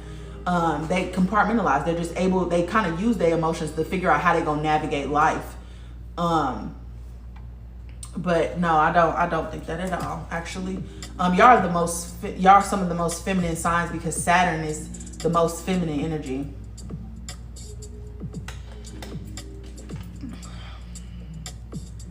Yes, ma'am. That's why they always say, oh, Saturn is the malevolent planet, but it's not. It's just the most feminine. Feminine is darkness. You know, it is the shadows. It's everything. You know, it's where everything comes from. can't have the light without the dark. Shadow side creates the resilient being that helps others. Yeah, so your darkness is meant to protect your light. That's why you need the darkness, because the darkness protects your light. You know? You always listen to great music. You a vibe. Thank you, girl. You know what? That was some of my favorite compliments in the world. Because when I say I love music, I love it. I don't know if I told y'all this the other day. I astral projected to Tina Marie. Oh my God. I wish y'all could have been a butterfly on the wall, because it was an amazing experience. I literally said before I went to bed, it's so sad that I'm not gonna ever be able to see Tina Marie. And I was literally had a concert ticket, walked into the theater, and it was like red, like, you know, like those old school, like, I want to say Tom and Jerry, but like those red, thick velvet curtains, it was like that. And she was kind of like pulled up, and it kind of looked like a jazz club or something. And she was standing on stage, and she had 3 backup singers behind her, and they all started like harmonizing, and I could just feel it radiating through my body, and I'm just like stuck. It's like I'm so tuned in, like I don't take my eyes off of her. And she like walks across the stage, and she rocks down, and she's like over here, and there's a group of people around her, and she turns and she looks at me, and she starts singing, and I'm just like, oh my God, like, it just reminded me of the first time I heard Fire and Desire. Like, that song sounds like fireworks going off to me. So I experience music on like a very, very deep level, on a very intense level. So I'm always looking for a new artist or a new vibe or a new something. What's your spiritual take on Leos? I think that Leos are very positive and optimistic energy.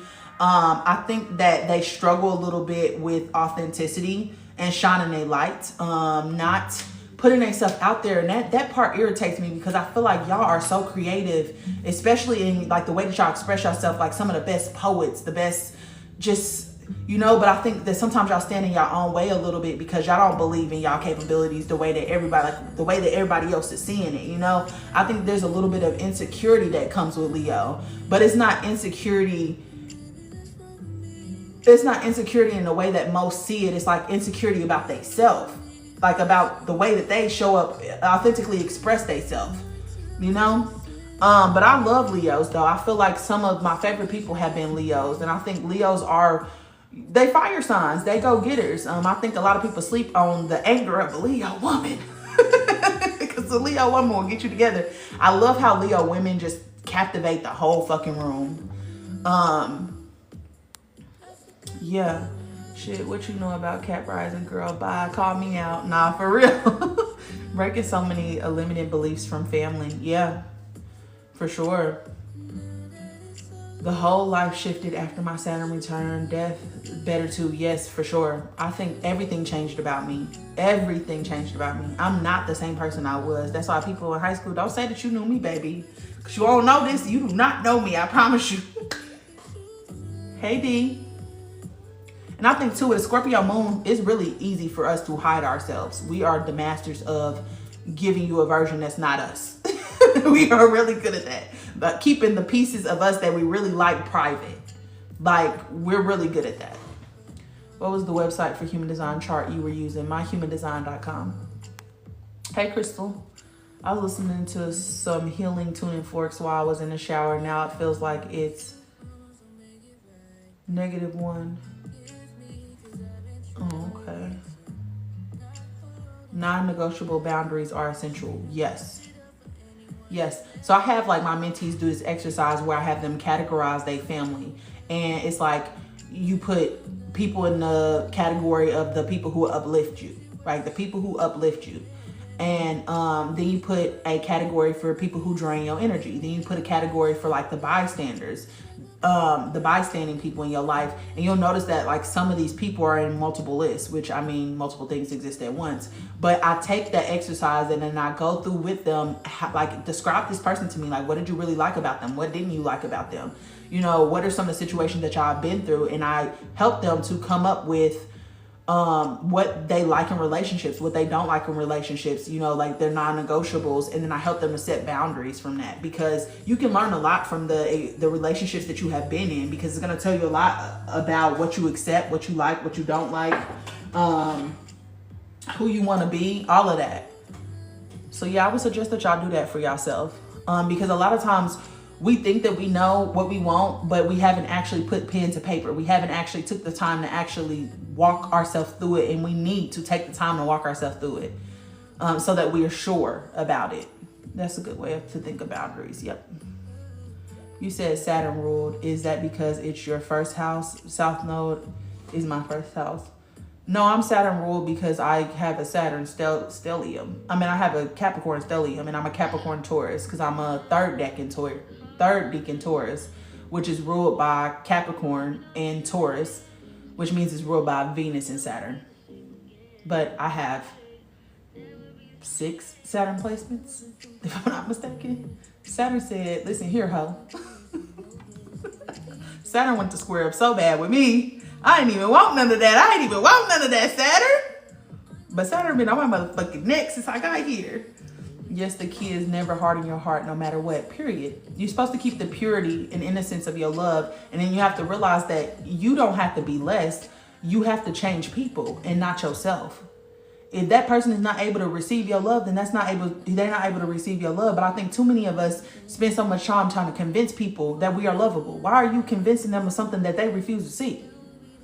You know, you got to go where you received instead of standing around and trying to force this specific person to do it. And sometimes that's your family. Fuck them. I'll be the first person to tell you. I will be the first. I don't care who it is. Nobody has ever been exempt from my smoke. You treat me poorly, I ain't out of there. You do not have to worry about me. I promise you. I will be the least of your worries. And you got to be like that about yourself. I'm my own best friend. I don't fuck around about me. You're going to have to try. You're going to have to come again later.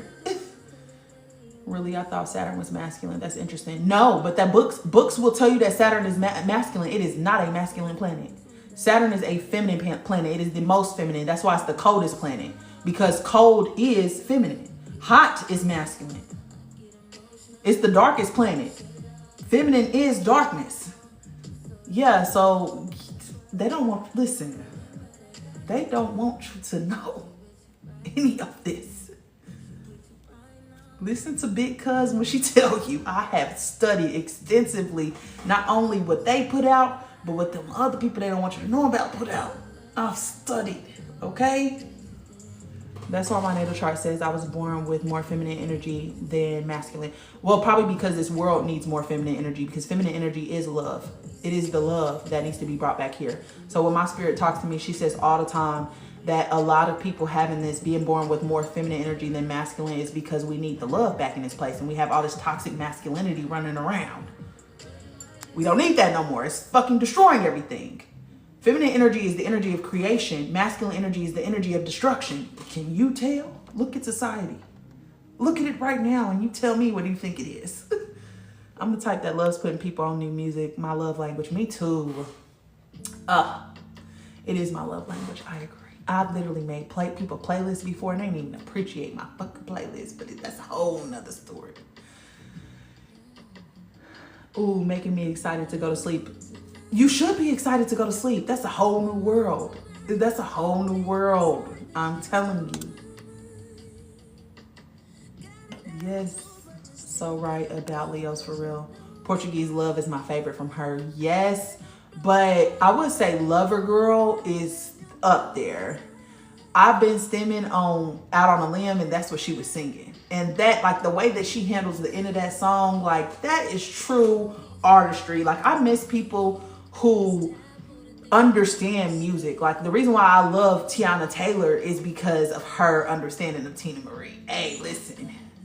You know, I love people who love the musicality of the music, who have musical breaks, who actually let the music sit for a second. You know, ugh, everything's so fast now. I got 2 minutes. So I got to listen to this. I'm probably listening to this 700 times in 40 minutes because of you only want to give me 2 minutes. It's crazy. I'm a Leo and nobody told you to talk to me like that. Leos are so charming, bruh. They know how to use that mouth. They do. They got the gift of gab. And I think they're finessers too. I always think of Sagittarius as finessers, but Leo can bring you to their fucking will. And I think they so likable that they able, like people always think of them first when they think of like you know, business ventures, opportunities, whatever. It's like they just seem so fucking lucky to me sometimes. And I'll just be like, bitch, I have to work 10 times harder than you. And all you do is gotta bat your goddamn eyelashes. But I love that about them though. Like I love how positive they are too, because I feel like people don't talk enough about how nurturing Leos are and how much lover girls they are.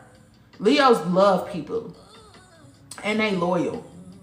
And I like that they got a little to them. They ain't about to let you just push them the fuck over. I like that. I like that. Keep that. That's a good exercise. It is. I love a good exercise. My mentees will tell you I don't play about an exercise. They always got homework with me. They be like, we got, yes. Even on my podcast, yes, homework. Yes, but it's the good kind of homework. This is the shit they should have been teaching you in school. But since they didn't, here I gotta come and I gotta teach you. I don't want to just leave you out in shark infested waters. Hey Stony, I'm good. How are you? I only know my sun, moon, and rising. Your rising set up your chart, but if you want to know what it is, go to Astrology Cafe. Nope, Cafe Astrology. Type into Google Cafe Astrology birth chart. Put in your date of birth, location of birth, time of birth. It'll give you a whole synopsis, interpretation, everything. Or you can download the app Astrology Master. Do that same thing, and they'll tell you the transits, anything that's like what your chart is right now opposed to what it is overall, because that matters. Because that matters with what's happening with you emotionally right now. You know, it'll tell you that. It'll tell you progress. It'll tell you the moon cycles. It'll tell you everything you need to know. My natal chart, retrograde is in Aries. Do you know how this will play out during Saturn return? Saturn is retrograde in Aries. Aries is about you not being able to trust in your capabilities or genuinely trusting in your ability to show up confidently. Aries are good leaders and pioneers and innovators, right? Entrepreneurs, like pistol starters. However, Aries struggle with confidence as much as they create the illusion of confidence without actually having it. They don't really trust in other people. So they're here to learn how to trust other people. And they don't really trust in their own abilities either. Because when you have a trust issue, you have it everywhere. It's not just exclusive to one thing. So I think that what I will be doing to prepare is pay attention to how your body is reacting to certain things. You know, like pay attention to your negative thoughts and start working on that shit now. Because if you work on it right now, if you do the shadow work right now before you get to your Saturn return is not going to be as bad. The people who have bad Saturn returns are people who refuse to change. The people who stand in that pain and suffering, who not taking the risk, who not putting themselves out there. Saturn is going to get a hold of you, baby, and turn you every which way but loose. Krishan on that ass. Okay, Starkeisha on that ass. So, start doing the work now. It took me a long time to stop trying to be received. Yes, me too. I'm just learning that, girl. Because I care about how people view me. You know, I care about how people view me, how I'm being perceived by people.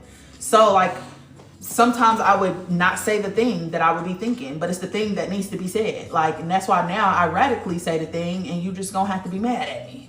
You know, I also think that I was see something like going on with my friends or whatever, and I would just people please. I would just be like I ain't never been a yes man, because there was never given that. But I think like certain things, it just wasn't worth me saying anything about, even though I felt some type of way about it. You know, like I had a problem with speaking up in certain situations just because I knew it was going to cause conflict. And I was just like, it's not even worth getting into it with you about this. What African country do you want to visit? Niger, Ghana, Uganda, Rwanda, Madagascar. South Africa because of research. Anunnaki. Ethiopia, even though colorism. Eritrea, because the first prophet who told stories of the coming of Christ was actually from there. They just made her really white, and she's not. She's an Eritrean prophet. Egypt for research and also the healing capabilities of the pyramids. And the Sphinx, because apparently there's a library under his right paw. Research.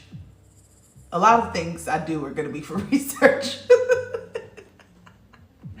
So yes, snap at your own best friend. You gotta be.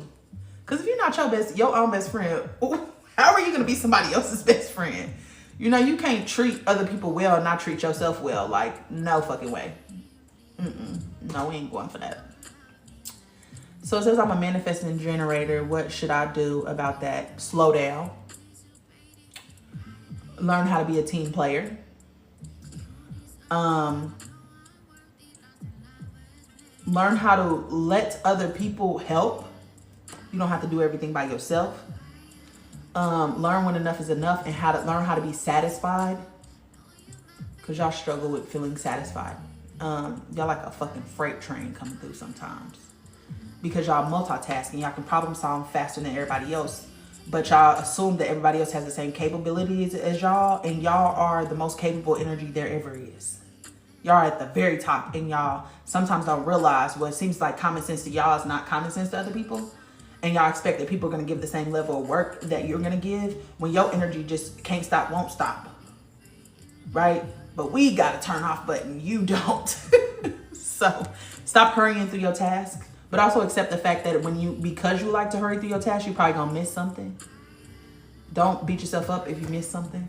What else? Y'all don't like to be told stuff. So inform people. If you're about to do something that affects somebody else, inform them beforehand. It doesn't mean that you have to change what you're doing, but you're definitely going to not like being pressed afterwards. Meaning like somebody like, why didn't you tell me that y'all don't like that? So mitigate the problem before it happens. Has anyone else experienced dreaming with another person? Yes. I used to share dreams with my mama when I was a kid. She had a past life where she died in a tornado. And I had it over and over and over again. And I did not ever tell her until I mentioned it to her last year. And her face hit the fucking ground. And she was like, oh my God, I was having that same thing. Like, that's crazy. And I was like, yeah, me too. 1,000,000 times. I can tell you that we have incarnated together before. And you were my mother before this point. Before. So yeah. Love your nails. Thank you, Shein. These was like $2, y'all, by the way. Look how gorgeous they are. $2. 2. 1, 2. Y'all, TikTok shop paying $40 for the same set everybody else got. You know, and that's why you should be a free thinker. Thanks for coming to my TED Talk. You like the new Tyler, the Creator album. I actually like Tyler, the Creator in general. Since he had that little weird TV show back in the day.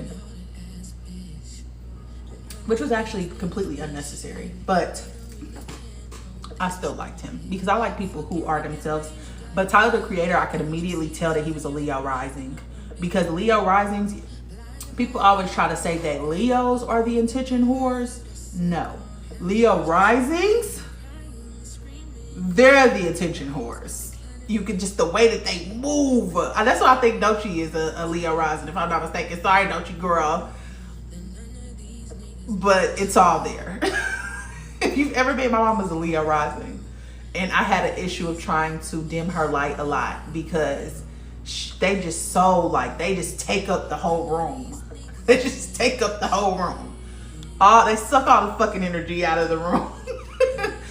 Music is my jam. Every time I hear a song that resonates, my head tingles. I love music so bad. Can you talk more about Virgo energy pros and cons? Yes. Virgos are Mercury's feminine side, okay? So it's about internal communication. So y'all don't need enemies because y'all fuck yourself up. Y'all talk so bad to yourself internally, internal critique, trying to become perfect, when y'all should be using that energy towards systems and information, meaning that you're detail oriented, you're organized. Y'all help us to get a deeper understanding of stuff. Y'all help us deep in research. Y'all help us deep in so many different things because you're able to pull them apart into different segments, because Virgo is also knowledge. So like an inner wisdom. So intuition on Virgos are out of this fucking world. If you ask me, Virgo is the most intuitive sign. You know, the most intuitive sign. They just got stomach problems because y'all rule the stomach, you know? So not being able to digest life could really fuck y'all up. Not learning how to adapt to change and the hardships that you face in life, which, I mean, y'all are a mutable sign, I believe. Y'all are mutable. Yes, y'all are mutable. So change should be easy for y'all, but whenever it's not easy for y'all, y'all start having stomach problems. I think that people consider y'all to be mean girls because sometimes y'all are, and it's because y'all are, but people take critique very personal. Meaning that the criticism that you have is supposed to be able to perfect systems and information, not people. But because you turn it towards yourself, it gives you anxiety when you don't show up a specific way. Or when you're not being perfect, it gives you anxiety or causes like melancholy. But also when you give those perfections and corrections to other people, it leads to breakdowns in communication, because it is personal when you're telling somebody, you know, you need to fix this, you need to fix that. And even though it might be coming from a good place of you being like, hey, if you just fix this thing, you'll be able to experience joy, that's not how people are going to perceive it, you know? So I think Virgos are really good friends. Y'all are really like, I love me a Virgo. And it's because I feel like Virgos and Tauruses are basically the same energy, just in a different font. I also feel like Cancer and Tauruses are like that too sometimes. But y'all loyal, y'all big on family. I love how real y'all are. Like I love how genuine y'all are. I do think that y'all good energy, but y'all just gotta learn how to critique the systems and the information and not yourself and other people. So yeah, my little girl is so hilariously dramatic and class clown type, but also so sensitive and sweet. Yes, because Gemini is charismatic and it's sweet and like something robust about Gemini. Like I love them.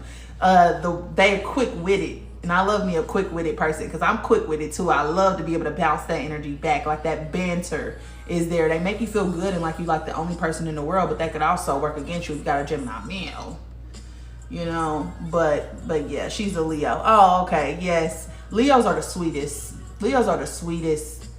Smiley faces is what I like to call them. They always smiling, always optimistic, always nurturing somebody. Yeah. Thank you. I'm definitely downloading that. You're welcome. What are we talking about? Everything under the sun, baby. Charts. What's the app? The app is Master Astrology. Astrology Master. Just kidding. A Saturn return is when Saturn returns to your sun sign. Saturn has a trajectory of, or elliptic of 29 years. So usually around 27, you start to feel Saturn's energy really strong. But when it returns to your sun sign, it causes everything to flip on its fucking head, because Saturn is meant to release you from the restrictions and limitations that you've placed on yourself, because it's like the feminine side of, it's meant to break down any self-imposed limitations you have placed on yourself so that you can experience abundance, because it really is about liberation. It really is about freedom. You know, that's why Aquarius, which is the masculine side of Saturn, is also ruled by Uranus, which is about liberation and freedom. Well, Saturn is also about that, but people usually associate it with restrictions and limitations, but that's not what it really is. It's saying that you need to remove these restrictions and limitations so that you can experience liberation and freedom. It's the boundary to this universe, you know, so it's meant to help you, not hurt you. But if you have not been doing the work, it is gonna hurt you, because she got a little bite to it. So all this information is free. This is a gift. Yes, I love giving free game. I think we're supposed to be helping each other. And I think when people be stingy with their information, that's the problem. I don't like that. I actually built my platform off of somebody being stingy with some information and me getting on here and saying, well, she thought she was slick, but I'm slicker. Let me tell you what she actually means. And to be honest, I don't even know if she actually knew the information that I knew, because I'm a life learner, baby. And you should be the student and the teacher. Don't ever just try to be the teacher. Be the student and a teacher. Okay, meaning like you can learn from anybody. I don't care where you think you are on your journey, and if you think you way down here and I'm way up here, there's something that I can learn from you because you have a specific perspective that I have not lived. And I don't know what that perspective is or what wisdom you gain from that experience until you tell me, because you're the one who lived it. You know? So we can all learn from each other, and we need to be willing to share with people who are not trying to harm us. So yeah, I hear you, and that just confirmed that I'm on the right track so far. You are. Oh shit, I need to finish I got an energetic profile that's due tonight, and I need to finish that. How can I tell your tips? How can I tell your tips? What do you mean, free spirit? Let other people help. Let them. No, for real. Let them help. Let them help. You do not have to do everything by yourself. You skipped me. What you mean?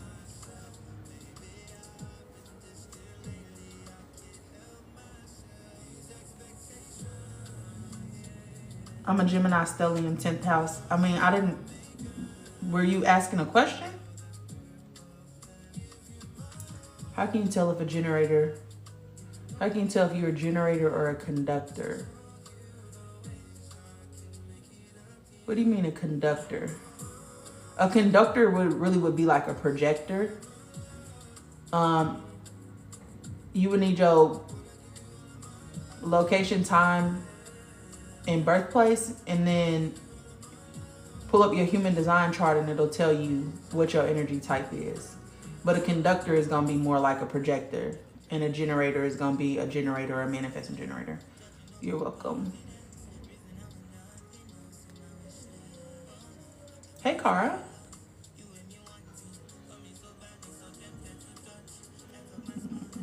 Can you talk about the success signature? I'm trying to understand signature projector. So that basically is saying like when you are in alignment, you are going to experience feeling successful. When you're out of alignment, you're going to feel bitter. So the success signature is basically just saying what you will feel when you actually are able to balance out your energy. So real.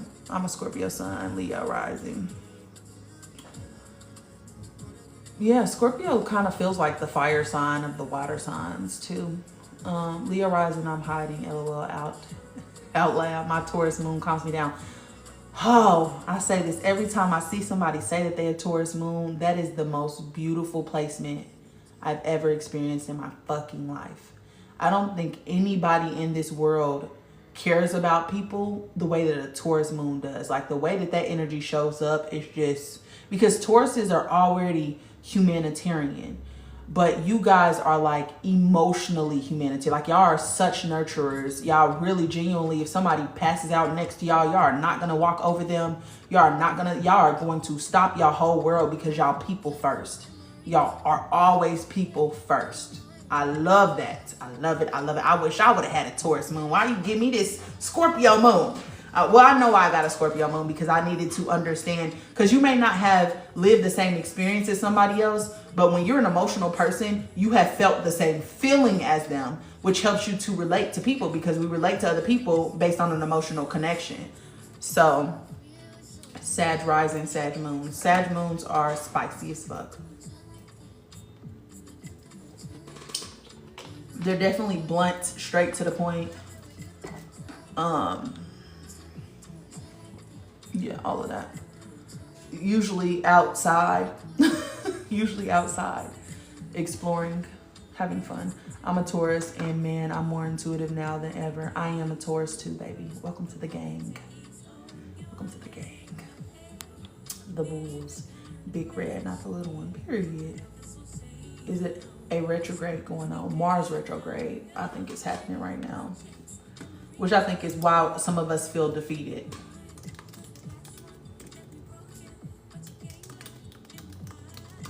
And I think Mercury retrograde might be going on right now.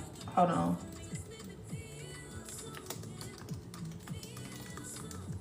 But I think Taurus is somewhere though, which is making it softer. Right now, Pluto is in retrograde. No, just kidding.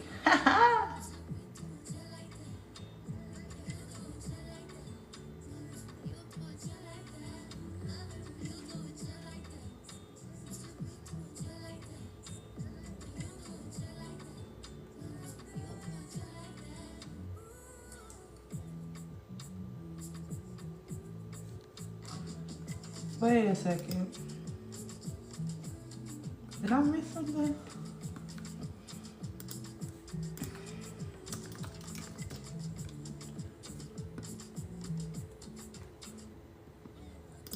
Uranus and Mars. Yeah, I think Uranus is in Taurus. So Uranus and Mars are in retrograde until... Uranus will be in retrograde until April 1st, 2027.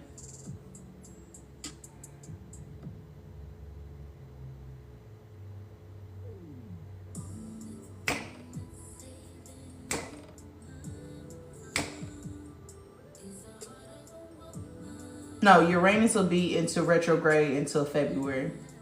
And then Mars until April. Yeah. Hey, Akila. I'm trying to understand, waiting to respond in my human design. Oh, meaning that life is going to present you options, right? And you are trying to figure out right time, right place, right people on who you should share your insights, your ideas, and your opinions with. Meaning that if somebody is not willing to change or willing to accept what you have to say, then you need to put your lippy in a zippy. Because your responses are literal gold. They're meant to transform other people's lives. So responding or waiting to respond is about you learning when to act, when to speak, and when not to speak. Because if you don't learn when to speak and when not to speak, then you're constantly going to feel unseen and unheard, because you're just sharing your opinions or your wisdom willy-nilly, and not everybody wants to change. So yeah, that's about. I see 117 all the time. It's my birthday and the time my daughter was born. Do you know why? Yes, that is your spirit team telling you you are on the right path. Anytime you see your birthday, it's your spirit team telling you you're on the right path. It's confirmation. Like, we're supporting you. You got this. Is it normal to have 3 shadows? What do you mean by that? Yes, I was.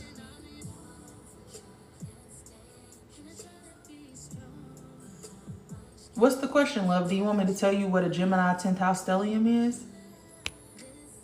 It just means that in your 10th house, which is your house of reputation and career and professional life, you have Gemini. So you're probably going to do something that has to do with communication. It could be poetry, could be writing, could be something of that sort. It depends on what the planets are, because I mean, of course, we would need to know what the planets are, what the aspects are. Are they opposing each other? Are they in conjunction? Are they square? Are they trine? But that means that your career is just going to have something to do with communication in some way, or intellect. Gemini is a masculine, so it's outward communication or relations between other people, or it could be sharing of wisdom as well. But yeah.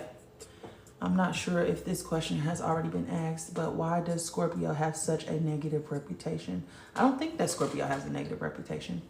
I don't think that. I don't think that they have a negative reputation. I just think that Scorpios rule the reproductive organs, so they kind of deal with everything in sex. So if they're in alignment, they will build vulnerable relationships, but if they're out of alignment, they'll want intimacy over like marriage or over like commitment or anything like that. Because again, they're kind of led through their reproductive organs.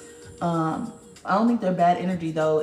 Scorpio is like about truly understanding emotions. So I think Scorpios can sometimes be the most emotionally intelligent behind Pisces, because Pisces actually has kind of mastered those emotions and understanding them, and is trying to seek new ones, you know, whereas Scorpio is just like a master of really understanding them. So I think Scorpios are really great people to talk to, because they really are in-depth people, but they do tend to be all or nothing. If you cross them, the shit's dead in the fucking water. Yeah, no, I don't think that Scorpios have bad reps. I think Drake has a bad rep. Hey, Samantha. I'm a 2-4, learning not to feel guilty for being in hermit mode. No, you need your space, which is good. You need your privacy because, again, that's where you recharge. That's also where you get introspection and clarity, gain emotional clarity. However, you cannot stay there for a long time. Don't make you being a 2-4 an excuse for you staying in hermit mode, because you're only supposed to be there until you get charged up, and then you need to go back out because you're supposed to be of service to the community. And that message is for both of us because I am also a 2-4. Taurus moon, I got my heart for real as a Libra moon. Now, I love me a Libra moon too. Those Venus moons are some of my favorite. I think Libra moons end up being so resilient. They really, really care about family and relationships and harmony and balance and justice for themselves, but also other people. Ain't nobody gonna have your back like a Libra moon. Except me. I don't know what that means. Scorpio sun, Virgo moon, Virgo rising. Oof. A lot of internal critique there. You gotta learn how to accept yourself. Learn that you're not perfect and you're not meant to be perfect. But learn how to accept yourself. And tell that voice on the inside to be quiet. I'm Pisces. Taurus gang, facts. Shout out to the Taurus kings and queens. Mars return and Jupiter return. Yep, so that's just when Mars comes back in your sun sign. Jupiter is when Jupiter comes back in your sun sign. Jupiter return is usually where you're going to experience the most expansion and abundance, growth externally and internally. Mars is going to be learning about what's worth fighting for and what's not. OMG, I was feeling defeated just this morning. I'm glad I hopped up and live. Yeah, I think it's the Mars retrograde that's making us all feel defeated. And it's in Aries. Is it in Aries? Or Virgo? It's in Virgo or Aries. I can't remember. OMG. Okay. What do we do? What do you mean by that? What do you mean, what do we do? Sagittarius sun, Cancer moon, Aquarius rising. I'm a Leo sun and Sag rising and moon. I can be a lot. Well, at least Leo and Sag get along. You could have something that's the opposite, like Aquarius and Sag. Heart of a woman, every time you go live is confirmation. Yes, that's Venus energy. Heart of the woman is made in Venus energy. Absolutely. Every time I can point out Venus every time I see her because I'm so heavy Venus. It's not even funny. I posted my recent astral projection experience in your Patreon. Check it out when you get a chance. Oh, let's see.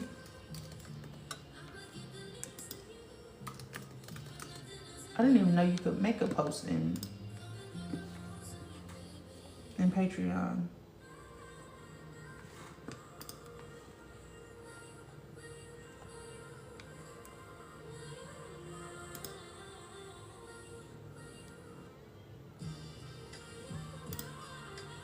Oh.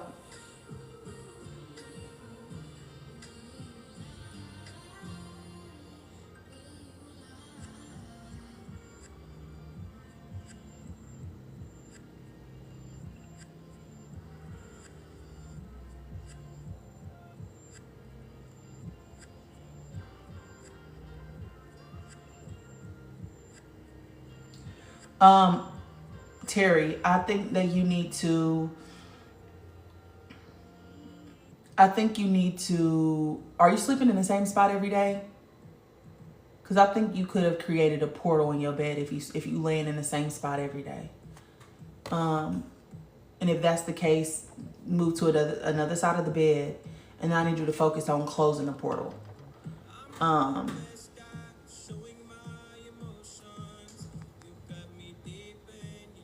Both of my parents are Scorpios. Tragic. Just because Scorpios are emotionally intense, you know? And I think that's probably the thing that people talk about that could be like the reason why people feel the way they feel about them. That is the kind of thing I've heard about Libra moons. Thank you. You're welcome.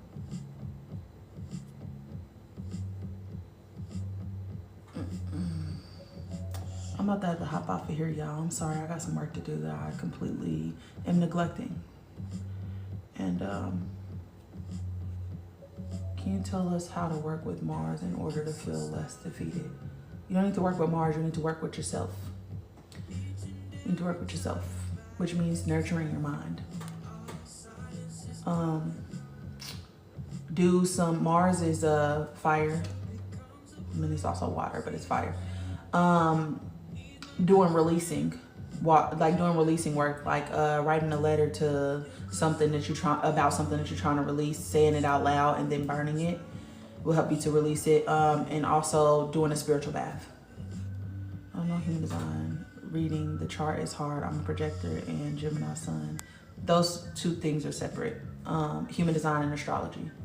I mean, astrology helps you to understand human design from the planet aspect, but not from rising and all of that. It is hard. I do offer human design readings, and you guys can book them at the link in my bio. I offer mini, full, and mommy and me readings. Yes, Terry, I think you need to. I need you to move to the other side of the bed, and then I need you to. I don't know if you got a wife or anything, so hopefully you can move to the other side of the bed or flip the mattress or something, because you created a concentration of energy right there, and stagnant energy becomes a portal. So that means things can get in and out, and if you land on your back, this is where things usually attach. So I need you to clear that space. Get an air purifier for your room. Oh shit, I'm about to have to hop off, y'all. I'm sorry. I got something to do, and then I gotta get up early tomorrow because I got a couple mentees tomorrow, mixed a bunch of calls, put the kiddos to bed, have a wonderful night, Taj. Hi, April. Super Mom. You're welcome, Mahogany. How do I figure out my human design? It's a practice. So